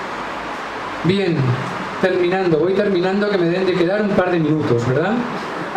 Bien, ahora mismo tenemos todas una serie de resistencias que han enseñado muchísimo. El 15M parte del 15M había aprendido de otros movimientos de resistencia como la antiglobalización, que no renunciaban a lo ético, que se documentaban muchísimo. Yo en mis tiempos de estudiante también estuve muy conectado a todo lo que fue el movimiento de resistencia antiglobalización y nos empollábamos los temas. En los 90 ya estábamos hablando en contra de esta construcción europea, en contra del Fondo Monetario Internacional y del Banco Mundial, porque las cosas estaban muy documentadas y muy habladas. Esto el 15M lo supo hacer desde el primer momento. Se crearon comisiones, se creó un amor al estudio, al conocimiento, a la información y al desmontaje de las mentiras y las manipulaciones y la propaganda que en muchas ocasiones nos colaban, ¿no? Pero el 15M fue algo más que todo esto. Había muchísima gente que por vez primera entraba en la arena política y sabía que la política con mayúsculas, al poco de estar en varias asambleas del 15M, resulta que se hacían en las calles. Y esa política con mayúsculas te llenaba de satisfacción, porque resulta que veías que al lado tuyo había amigos y amigas que ya lo iban a ser para siempre. Porque después de compartir no ya una asamblea, sino de parar un desahucio, de estar en un encierro, de cocinar unos para otros, de resistir a la puerta de una comisaría, de enfrentarte a muchas cuestiones que tienen que ver con resistencias democráticas, hace que la gente, una vez que pase por ahí, no sea la misma y haya aprendido muchas cosas. Ahora mismo todo ese aprendizaje debe de ser puesto sobre la mesa, no debemos de quedarnos en nuestras casas para crear los nuevos instrumentos políticos que por vez primera parece que se están abriendo después de 30 años de bipartidismo y de régimen oligárquico en nuestro país. Y tenemos que tener el coraje de salir ahí y construirlo nosotros. y construirlo con respeto democrático, construirlo con el sentido de la justicia, construirlo sabiendo que las pasiones deben de ser constructivas y no destructivas, sabiendo que necesitamos cultivar la amistad política unos con otros. Y ahora mismo todas estas cuestiones están sobre la mesa, nos está guiando, yo creo, ¿no? Al menos yo vengo desde estos 2 últimos días muy ilusionado, ¿no? con la esperanza, y ahora mismo realmente la pelota está en nuestro tejado, ¿no? Espero que con estas pinceladas que os he ido mostrando aquí, pues nos ayuden, ¿no? Al menos a discutirlas y a crear y acercar la democracia para hacerla real, ¿no? Que fue uno de estos grandes gritos tan sabios que la sabiduría popular supo exclamar el 15 de mayo del 2011. Muchísimas gracias y estoy a vuestra disposición ahora para un poco rápido. Desde la seguridad que tengo de que tiene que haber un proceso constituyente, que el 15 me ha significado un recorrido destituyente y que ahora, bueno, lo decía Ada Colau incluso en una charla que tuve la ocasión de escuchar en Reina Sofía, decía que ganar elecciones no era ganar, porque siempre íbamos a estar con ese techo de cristal, pues la Constitución, desde el artículo 135, a todos nuestros derechos que no quedan garantizados, que no tenemos herramientas de control, efectivamente, ni de participación. Como decías antes, no tenemos la capacidad de decir esta persona lo ha hecho mal, vete, no tenemos esos recursos. Entonces, desde ese lugar de enunciación, digamos, y trabajando que estamos unos cuantos en esta cuestión municipalista que se abre ahora, teniendo en cuenta lo interesante de lo local y de lo cercano y de los procesos que se pueden construir desde allí, ¿cómo aborda la teoría política? Es que a ver cómo lo digo. Unas candidaturas auténticamente democráticas, es decir, ahora que estamos en este proceso de confluir fuerzas, etcétera, y que, repito, lo local me parece lo más interesante para eso, ¿cómo les hacemos, hablo porque yo no estoy en ningún partido ni nada, cómo les hacemos, cómo les convencemos de que efectivamente ya no cuela cualquier cosa, de que incluso las nuevas élites que tienen que ver, que a mí me parece, con redes sociales y comunicación, y que igual no todo el mundo, no todo el mundo tiene acceso a ellas, etcétera, y cómo se van construyendo también verticalidades desde ahí, cómo podemos hacer, cómo se hacen o cómo aborda la teoría política esas candidaturas democráticas, porque en mi imaginario político sí que existen y son abiertas, lógicamente, transparentes. Cualquiera podría presentarse como candidato, pero ¿cómo lo ha abordado esa teoría? No lo sé.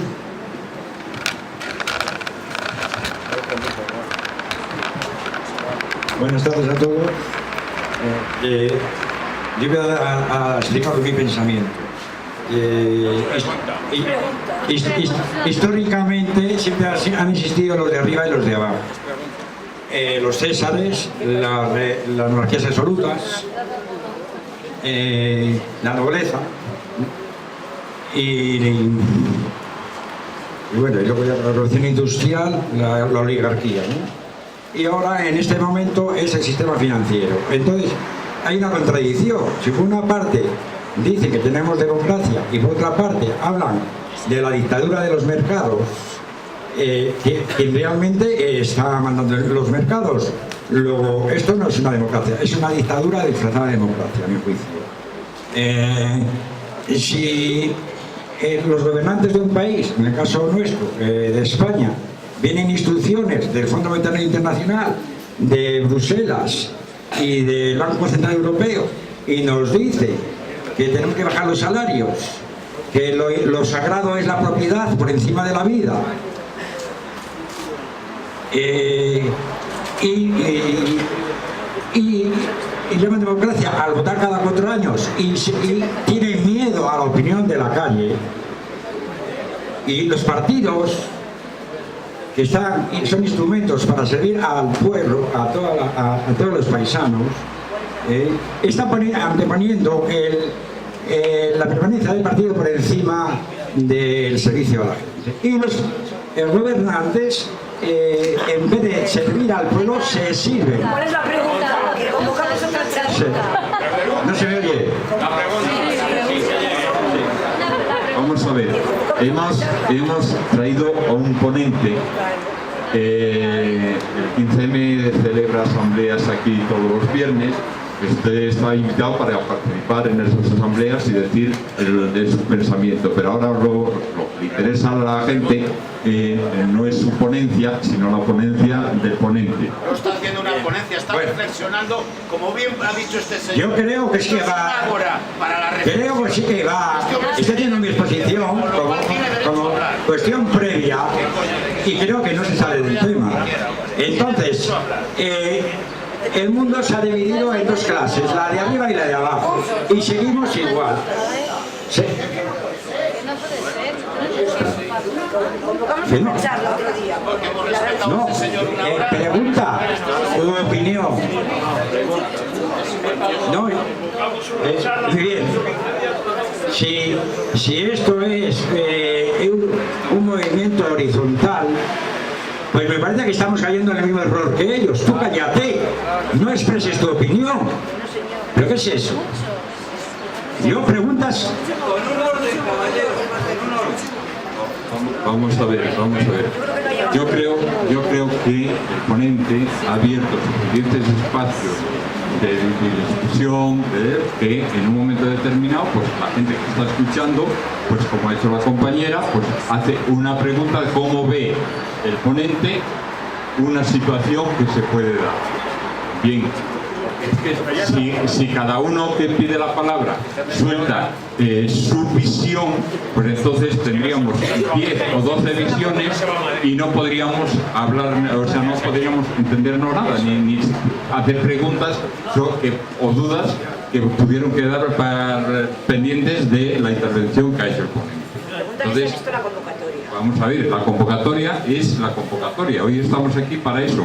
Otros días estaremos aquí para discutir abiertamente sobre el pensamiento que cada uno podamos tener sobre el tema, ¿no? No sé si quiere hacer... Vale, entonces no me sirve para nada esto.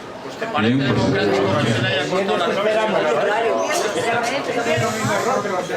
Sí, a ver, buenas tardes. Lo que ha llegado tenía que llegar, lo que pasa es que ha tardado bastante. Dicho esto, mi pregunta es la siguiente.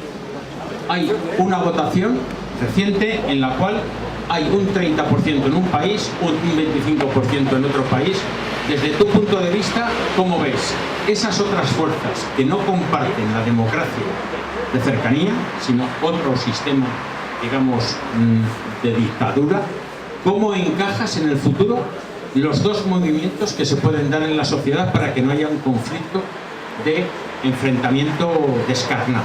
¿Cómo ves tú el encaje de esas dos posiciones tan antagónicas y tan diferentes? Gracias. No sé si a lo mejor una pregunta querías hacer.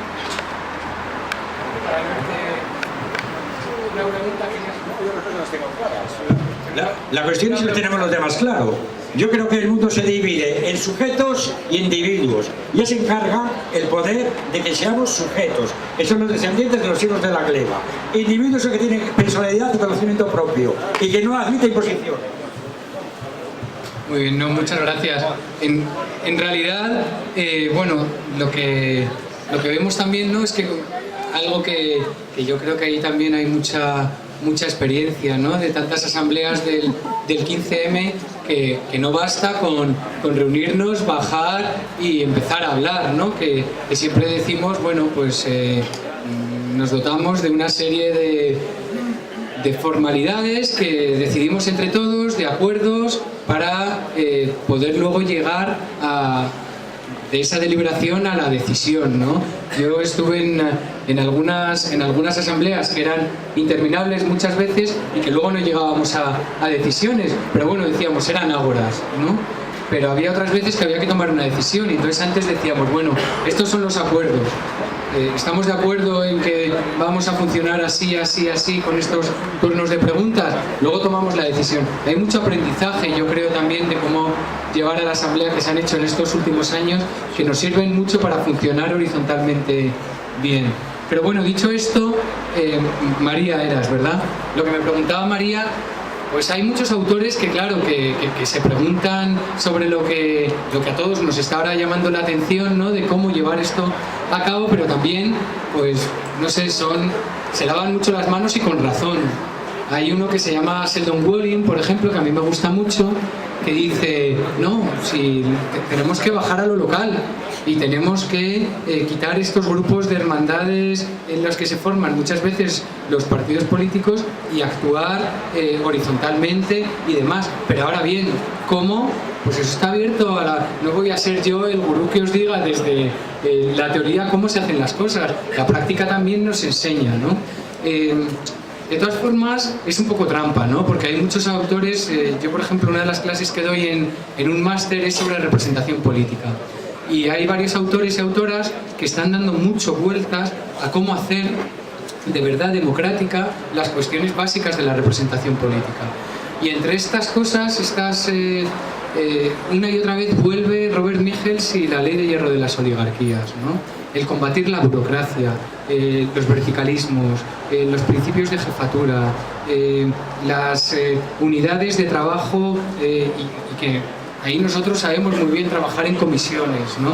Todas estas cosas hacen muy plástico la organización del partido político. Pero no solo eso, todos los que han estudiado movimientos sociales están enseñando continuamente ahora mismo a los nuevos partidos cuál es el camino. La práctica de los movimientos sociales está enseñando cómo deben de funcionar también los nuevos partidos. Por tanto, yo creo que ahí es donde podemos encontrar respuestas. El proceso constituyente a mí me parece que es, vamos, uno de los sitios a los que podemos tender que más riqueza y más cambios nos puede traer. Ojalá todo esto vaya desembocando en eso y bueno, no será el único de los caminos, va a haber muchos, pero yo creo que por ahí vamos a aprender mucho. Y hay mucha gente, ¿no? Hay todo un grupo ahora, igual que han surgido, pero que llevaban muchos años, ¿no? Yo les conozco porque son muy amigos míos, economistas críticos en este país, pero también hay un grupo de juristas críticos que están haciendo trabajos muy buenos sobre hacia dónde avanzar en el proceso constituyente, ¿no? Y yo creo que bueno, hay que seguir leyéndolos, ¿no? Y uno de los que traigo en la mochila por ahí es de Pisarello, que no lo he leído, que es uno de sus últimos libros sobre esto y realmente es que estamos con la preocupación, ¿no? Y luego la cuestión que me planteaba Andrés, ¿verdad? Tiene que ver con algo que a mí me preocupa mucho, ¿no? Que es, bueno, cuidado, que todas estas tensiones que se van a generar, porque está claro que en cuanto empiezas a quitar privilegios a una representación oligárquica, esa industria en defensa de la oligarquía y en defensa del ingreso y de la propiedad va a mostrar los dientes, como lo estaba mostrando vía representantes políticos, vía policía, ¿no? Pues puede haber enfrentamientos y podemos vernos en cuestiones preocupantes, ¿no? Yo creo que a mí por eso me gusta que las pasiones que desde el discurso político se remuevan sean pasiones constructivas. A mí, vamos, personalmente no me gusta explotar. Creo que la ira tiene una función, que es ese sentido de la justicia, despertarlo, y puede ser constructiva, pero no me gusta echar mano solo de la ira, y cuando estoy solo enfadado no me gusta, porque al final sé que voy a ser muy estéril en lo que haga, incluso puedo ser dañino, ¿no? Me parece que tenemos que pensar mucho las pasiones que queremos fomentar, ¿no? Desde nuestros discursos, y que estas sean constructivas. A la vez, la crítica, ¿no? El saber ser dialogantes, el saber que cuando hay un discurso que no nos gusta, pues quien lo está efectuando no es un enemigo. Puede que la persona que lo esté haciendo, dialogando, poco a poco vaya cambiando de opinión, o a lo mejor no cambie de opinión, pero por eso no tenemos que pensar que el mundo sería mejor sin él, ¿no? Que es el principio que se instala en la imaginación, porque la imaginación es muy positiva en algunas cuestiones, pero también es muy negativa. Hay un teórico que se llama George Cater que habla de la imaginación hiperactiva cuando somos capaces de crear a los individuos como instrumentos o como obstáculos para nuestros objetivos. Esto es muy peligroso, porque cuando alguien es un obstáculo le podemos eliminar, le podemos suprimir. Aquí no sobra nadie, ni la oposición a nosotros y a nosotras, no sobran, es muy necesario. Tiene que haber críticas cada 2 por 3 a las cosas que hagamos. Tenemos que mirárnoslo una y otra vez y tenemos que saber defenderlo bien, porque tenemos que estar muy convencidos de lo que estamos haciendo y nos va a enriquecer. Entonces tenemos que plantear siempre unas actitudes dialogantes, pacíficas, pero firmes, de defensa de lo que estamos. Claro, y el uso de la violencia, por supuesto, para mí es algo que debe estar totalmente descartado, es contraproducente. Hay muchísimas experiencias históricas que nos dicen que en eso no construimos nada y ahí está. Otra cuestión es si de pronto nos vienen y se monta un golpe de Estado o nos viene una rebelión militar armada. Pues es un drama, pero habrá que tomar las armas para defender la democracia que queramos defender, ¿no? Pero eso es un drama para un ciudadano, porque el convertirse en soldado le rebaja, le hace caer en jerarquías, hace traicionar muchas cuestiones que tenemos dentro. Y cuando volvemos de ser ciudadanos, de ser soldados otra vez a ser ciudadanos, hemos perdido mucho. Y vuelve un ciudadano traumatizado, herido, es muy difícil. Por tanto, a mí las cuestiones de la violencia me dan mucho... Vamos, yo creo que hay que construir desde el diálogo, desde la firmeza, pero desde algo pacífico y documentado, y tratando de saber que enfrente tienes adversarios políticos que son necesarios y que hay que saber dialogar muy firme y muy bien con ellos, ¿no? No sé si hay más.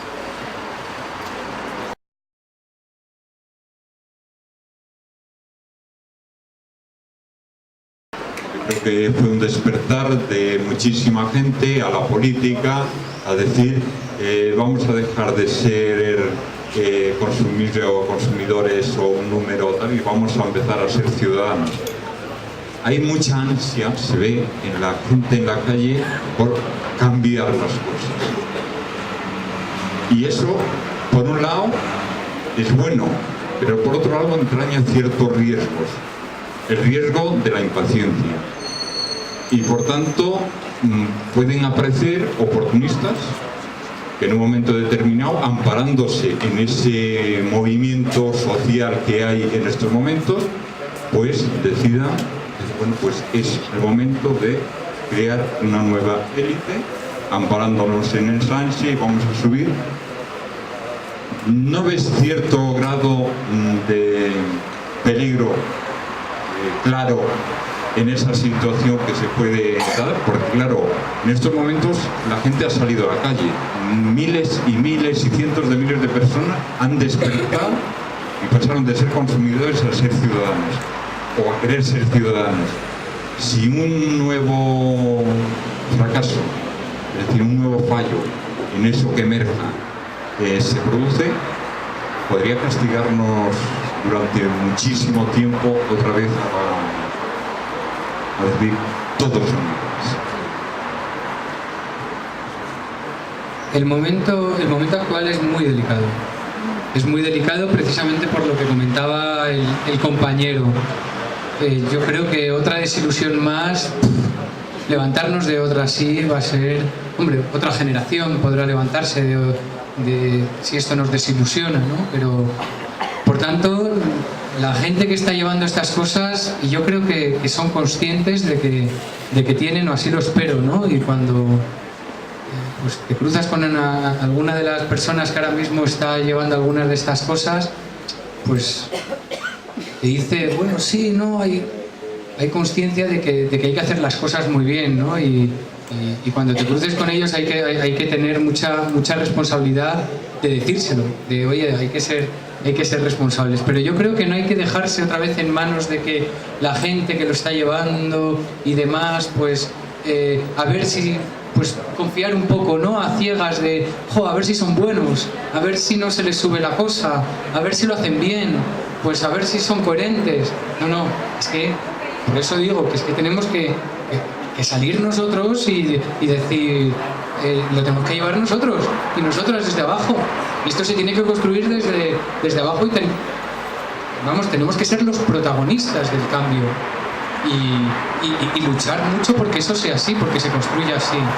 Ahora mismo, de todas formas, creo que con el clima, ese vamos despacio porque vamos lejos del 15M, hace realmente impensable, y la gente que está llevando estas cosas, yo creo que es muy consciente, hace impensable traicionarlo. Es muy difícil, ha calado demasiado. Ahora mismo es uno de los grandes logros del 15M. Yo creo que no nos engañan con... Es imposible que nos engañen. Yo ahora mismo no lo concibo. A lo mejor dentro de 5 años hablamos y dice, qué iluso eras, Víctor. Pero creo que es muy difícil que nos la cuelen. Que hagan una cosa vertical, que se deje a la base fuera. Por supuesto que habrá gente que lo intente. Y oportunistas siempre hay en todos los movimientos, ¿no? Eso se conoce de siempre. Pero es muy difícil. Pero realmente... será difícil si nos atrevemos a salir nosotros y a tomar la cosa de frente nosotros y a aparecer en las asambleas que haya, en nuestros partidos políticos, en nuestros movimientos políticos, en las asambleas que se creen, en todo eso, decir, ser protagonistas, ¿no? La gente de tal partido, ¿no? De los de ECO, los de Izquierda Unida o los de Podemos ahora, o la gente desde fuera que estén construyendo otras cosas. Pues decir, no, que es que queremos ser protagonistas. Es que esto ha cambiado. Hay algo que hasta la gente del PSOE, que a mí, vamos, yo les meto absolutamente en esto que se llama régimen, en esto que se llama bipartidismo y en esto que tenemos que superar. Pero que hasta la gente del PSOE haya habido una corriente, ¿no? Que estos últimos 2 días haya dicho que no nos vais a tomar el pelo en el congreso este que queréis hacer en verano, que queremos que sea la cosa desde abajo, vale, una cosa que sea solo plebiscitaria, de votos y tal, no están hablando de lo que nosotros hablamos, es una democracia real, pero bueno, que ya no se la pegan ni a ellos. Por tanto, espero que a nosotros y a nosotras en este ciclo que se abra, pues tampoco sea posible, ¿no? No, te lo digo así en alto, no. A mí me da un poquito de miedo, mira, a mí me da un poquito de miedo relativo, cuidado, desde el 15M, ¿no? Y desde la gente de la calle, ¿no? Un poquito de miedo que, por ejemplo, este partido de Podemos, ¿no? Le veo como muy de élite, ¿no? Como que ha dejado un poco al lado al obrero, al trabajador. A lo mejor estoy equivocado, no en este caso, ¿no? Pero me da la sensación de que es un grupo que me encanta, cuidado, pero que está en la élite ahora mismo de universidad, de profesorado. Falta que empiecen a sacar la imagen de ese parado, de ese desahuciado, de ese trabajador, para que les vean juntos también con ellos, para ese miedo que podemos tener de decir, coño, que es una gente maja de nuestros grupos, de nuestras comisiones que han estado en Madrid, en todos los sitios, pero yo lo que me estoy fijando cada día que van pasando estos días en la prensa y cada vez que habla el portavoz o quien sea, es que es una pequeña élite, que es lo que más miedo me da, que esa élite simplemente sea la típica élite de utilizo los votos de los ciudadanos desahuciados, parados, gente que ya no aguantaba más, gente que decía, ¿dónde están los que están a mi espalda que no les veo, que han salido a la calle? El 15 de ha logrado movilizar a millones de personas. O sea, que ha sido una cosa... Esa gente yo creo que debería estar un poco representada, por ejemplo, en ese partido, ¿no? También en Izquierda Unida.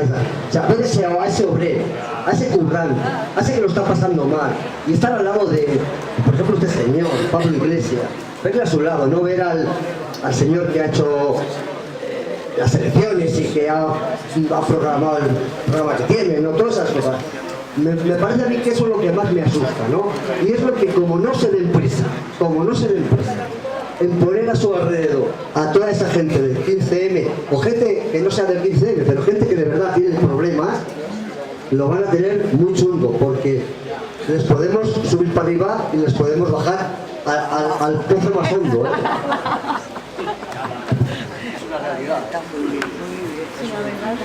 Un poco de un tema que ha tocado Víctor, aunque un poco por encima, que es el tema de la universidad. y aprovechando que bueno, él era profesor y lo sigue siendo al menos hasta septiembre, pues ahí hice preguntas o pedí que algunos colegas, compañeros que sí que están en la universidad me hicieran pues, alguna pregunta o alguna cosa que le preguntarían a Víctor, sabiendo quién es Víctor. Voy a hacer solamente una porque tengo 7 y no da tiempo para más. Entonces, hablando un poco sobre, que has hablado de que la universidad, ahora, al menos ahora mismo, no es democrática. Entonces hay, en cuanto a los órganos de gobierno y la participación de los estudiantes, hay muchos que piensan, por un lado, que no tienen una representación proporcional, hablando en cuanto a los estudiantes. Y por otro lado, poniendo como ejemplo las últimas elecciones a rector en la Universidad de Valladolid, que han sido hace poco, la participación de los estudiantes ha sido de apenas un 19% entre todo el alumnado, un número bajísimo. Entonces eso denota que hay una gran pasividad de los estudiantes por esos temas de gobierno o de desgobierno de la universidad. Entonces no sé a ese respecto qué camino se podría tomar para combatirlo.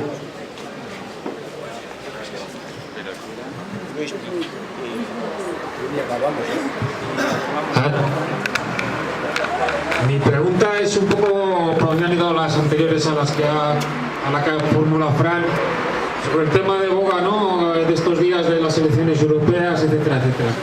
Yo desde luego el surgimiento de Podemos lo vivo como un éxito, porque en algún momento algunas formaciones políticas tenían que llevar al Parlamento lo que la calle estaba demandando. Pero hay cosas que realmente no me gustan, como oigo voces que Podemos ha salido del 15M, yo creo que ha salido a consecuencia del 15M, no del 15M, y no creo que nos tengamos que mezclar tanto. Quiero decir, yo le doy mucha importancia a los movimientos sociales y creo que todos los cambios que se han producido últimamente es a consecuencia de los movimientos sociales. Y esa independencia de los movimientos sociales con los partidos es imprescindible para que se siga haciendo ese tipo de política que los ciudadanos demandamos. Entonces, desde luego que lo vivo como un éxito, como vivo como un éxito el cambio de Izquierda Unida, su discurso, o incluso del PSOE que has comentado tú, pero creo que hay que delimitar bien. Usted es Podemos, pero no es el 15M, sí que hay mucha gente que se ha integrado, que es normal, de los movimientos sociales al partido, pero creo que tenemos que separar para seguir demandando la política que queremos. En ningún momento que se nos mezclen para perder esa independencia que ahora poseemos. No sé cómo lo ves.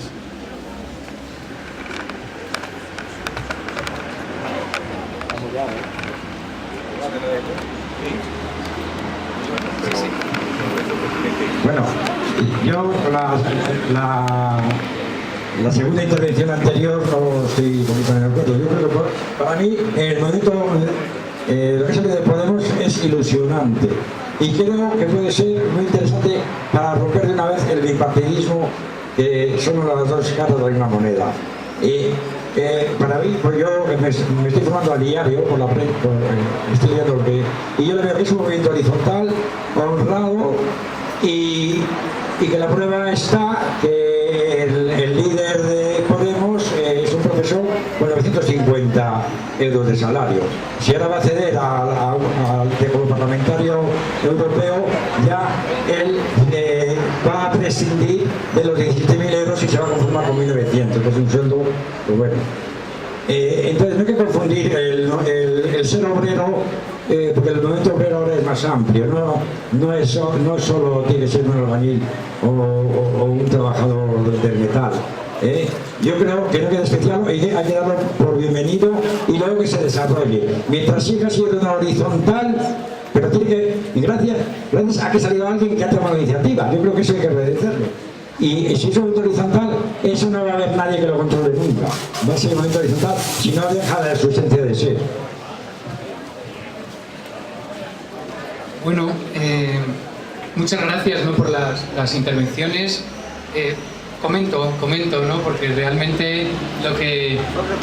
Sí, son reflexiones, pero que claro, que están muy ligadas al día de hoy, ¿no?, a lo que ha pasado el domingo y demás. Voy a juntar las reflexiones de Podemos y luego contesto un poco a Fran sobre universidad. Podemos, yo desde que surgió, lo fui viendo. A ver, conozco bastante gente que está metida allí en Madrid, en Podemos. Y claro, en mi universidad yo estoy en la Facultad de Ciencias Políticas, que es también donde ha surgido todo, y conozco a la gente que lo monta y demás, ¿no? Entonces, a mí desde el principio me pareció que era algo muy interesante, pero a la vez, pues que no me he cortado tampoco a la hora de criticar las cuestiones que no iba viendo, que no me parecían del todo bien, ¿no? Que es lo suyo. Bueno, pues tratar de pues eso, dialogar, mantener un diálogo sobre cuestiones que ves bien y otras que a lo mejor no ves bien, y que es inevitable que haya también cosas que no se vean bien. Ahora mismo el punto en el que están, yo creo que tienen que escuchar cosas como las que habéis comentado, ¿no?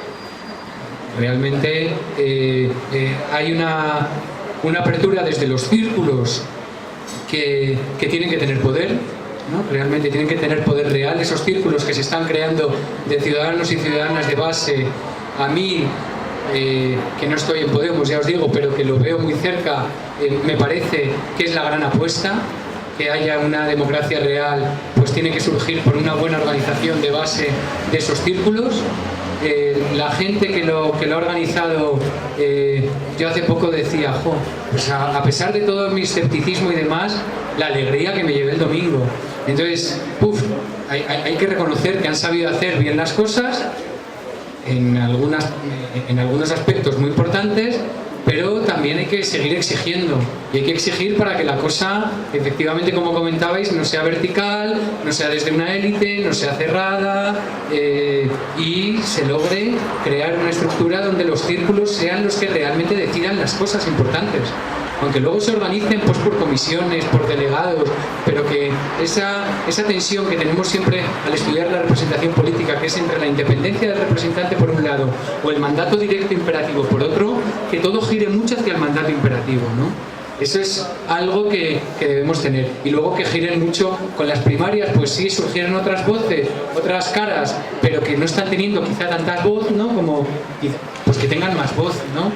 Y luego, eso, yo creo que ahora el panorama que tienen por delante se les ha abierto una posibilidad muy buena. Ayer mismo algunos de ellos en la facultad que me encontré me comentaban, bueno, no, si ahora ya no está la urgencia de la campaña y realmente sabemos que tenemos mucha responsabilidad ante lo que ha pasado y queremos hacer las cosas bien y demás, y bueno, pues adelante, genial, y que la cosa baje a los círculos, a la responsabilidad y demás. Algunos pues desde nuestra independencia seguiremos ahí de vez en cuando criticando cuando veamos algo que no nos guste, pero adelante, porque hay mucha gente ilusionada y es muchísima responsabilidad, ¿no? Pero también hay que tomar esos sitios, igual que en otros sitios, ¿no? Como Izquierda Unida, que ahora parece que se puede empezar a abrir,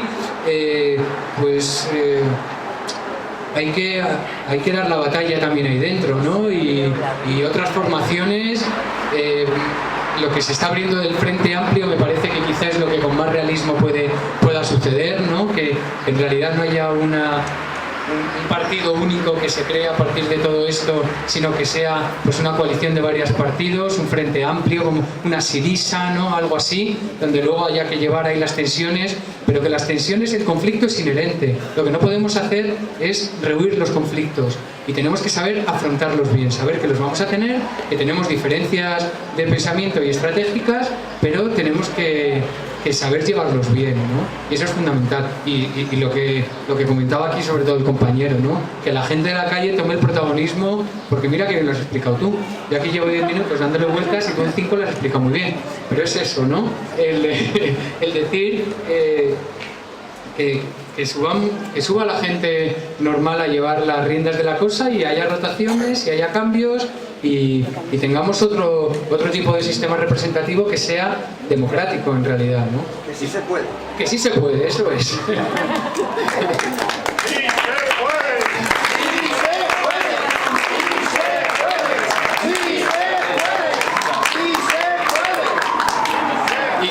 Y luego muy rápidamente a Fran, ¿no? Sobre esto yo he pensado muchísimo porque claro, llevo 6 años dando clase en la universidad y lo que me he encontrado al otro lado después de haber sido estudiante, pues ha sido terrible, ¿no? Es un mundo muy jerárquico y un mundo donde hay hay una superposición de distintas instituciones que dan mucho espacio a la informalidad. Las grandes decisiones se toman en despachos cerrados.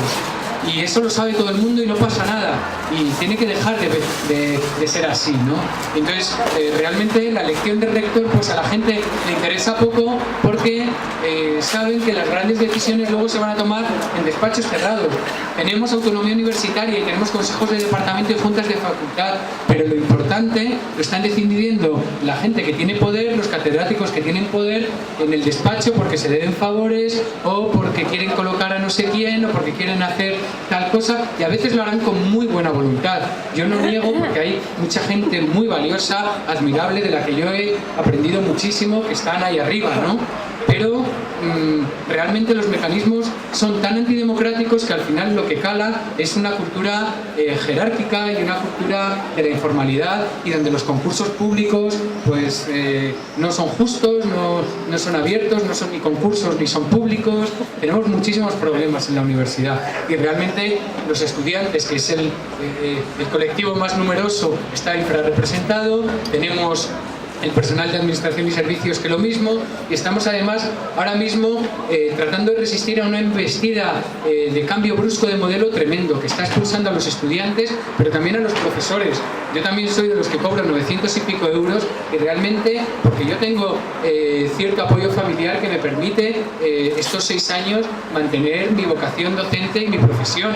Porque si realmente yo tuviera que hacer frente a todos los gastos únicamente yo, que estos 6 años donde he tenido también un año en paro, que tienes que afrontar con 900 euros teniendo una familia, 2 niños y demás, es imposible.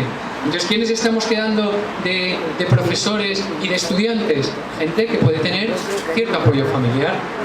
Las clases populares, las clases más bajas económicamente hablando de la sociedad están siendo expulsadas. Y esto es un drama. Y realmente cuando luchamos un poco por eso, nosotros en la Complutense nos lanzan a los antidisturbios. Es que es brutal. Y tenemos un rector que se supone que es de izquierdas, que es hijo de Carrillo, que es José Carrillo. Y le tenemos aplicando los recortes y mandando los antidisturbios contra los estudiantes que protestan, con algunos profesores que estábamos también por las becas y por el aumento de tasas y demás. Entonces, esto solo se entiende desde la cultura jerárquica y cerrada y alejada de la realidad democrática que tienen en la universidad. ¿Cómo podemos cambiarlo? De arriba abajo, como os contaba con la policía y con otras tantas instituciones. De arriba abajo y poco a poco y con coraje y uniéndonos y con organización, porque si no es muy difícil, porque si no uno está solo, hace la lucha por su cuenta y al final se ve fuera y machacado, ¿no? Y entonces... Pero hay que afrontarlo porque nos estamos jugando mucho, ¿no? Es un sistema que debería ser público, de verdad, gratuito y que formar no solo profesionalmente, sino cívicamente y democráticamente, porque la universidad está para eso.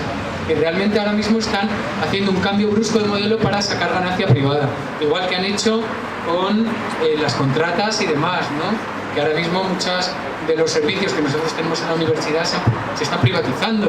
¿Y qué pasa? Que si tú, en lugar de estar bajo la protección pública, estás bajo una empresa que pertenece a Florentino Pérez o a cualquiera de estos grandes empresarios, pues van a presionarte para tus condiciones laborales empeorarlas. Nosotros hemos tenido un conflicto en la Complutense con la gente de la limpieza, por ejemplo, hace poco, que les querían bajar los sueldos y subir las horas de trabajo. Y la Complutense decía, no, es que son de una empresa privada ya. Ah, no, pero es que hay mucha gente que aquí lleva 30 años trabajando. No, pero es que se privatizó, la cosa es que... Entonces, bueno, está muy difícil, pero yo espero que todo este movimiento que ahora mismo se está gestando político, que yo sé que también hay gente que pueda tener preocupaciones de este tipo para reformar la universidad de manera democrática, pues se haga y lo hagamos desde abajo, con estas discusiones, ¿no? Y bueno, es otro más, ¿no? de los retos que tenemos por delante, que también son ilusionantes. Podemos cambiarlo y estamos demostrando que se pueden cambiar las cosas. Bueno, el 25 de mayo ha sido...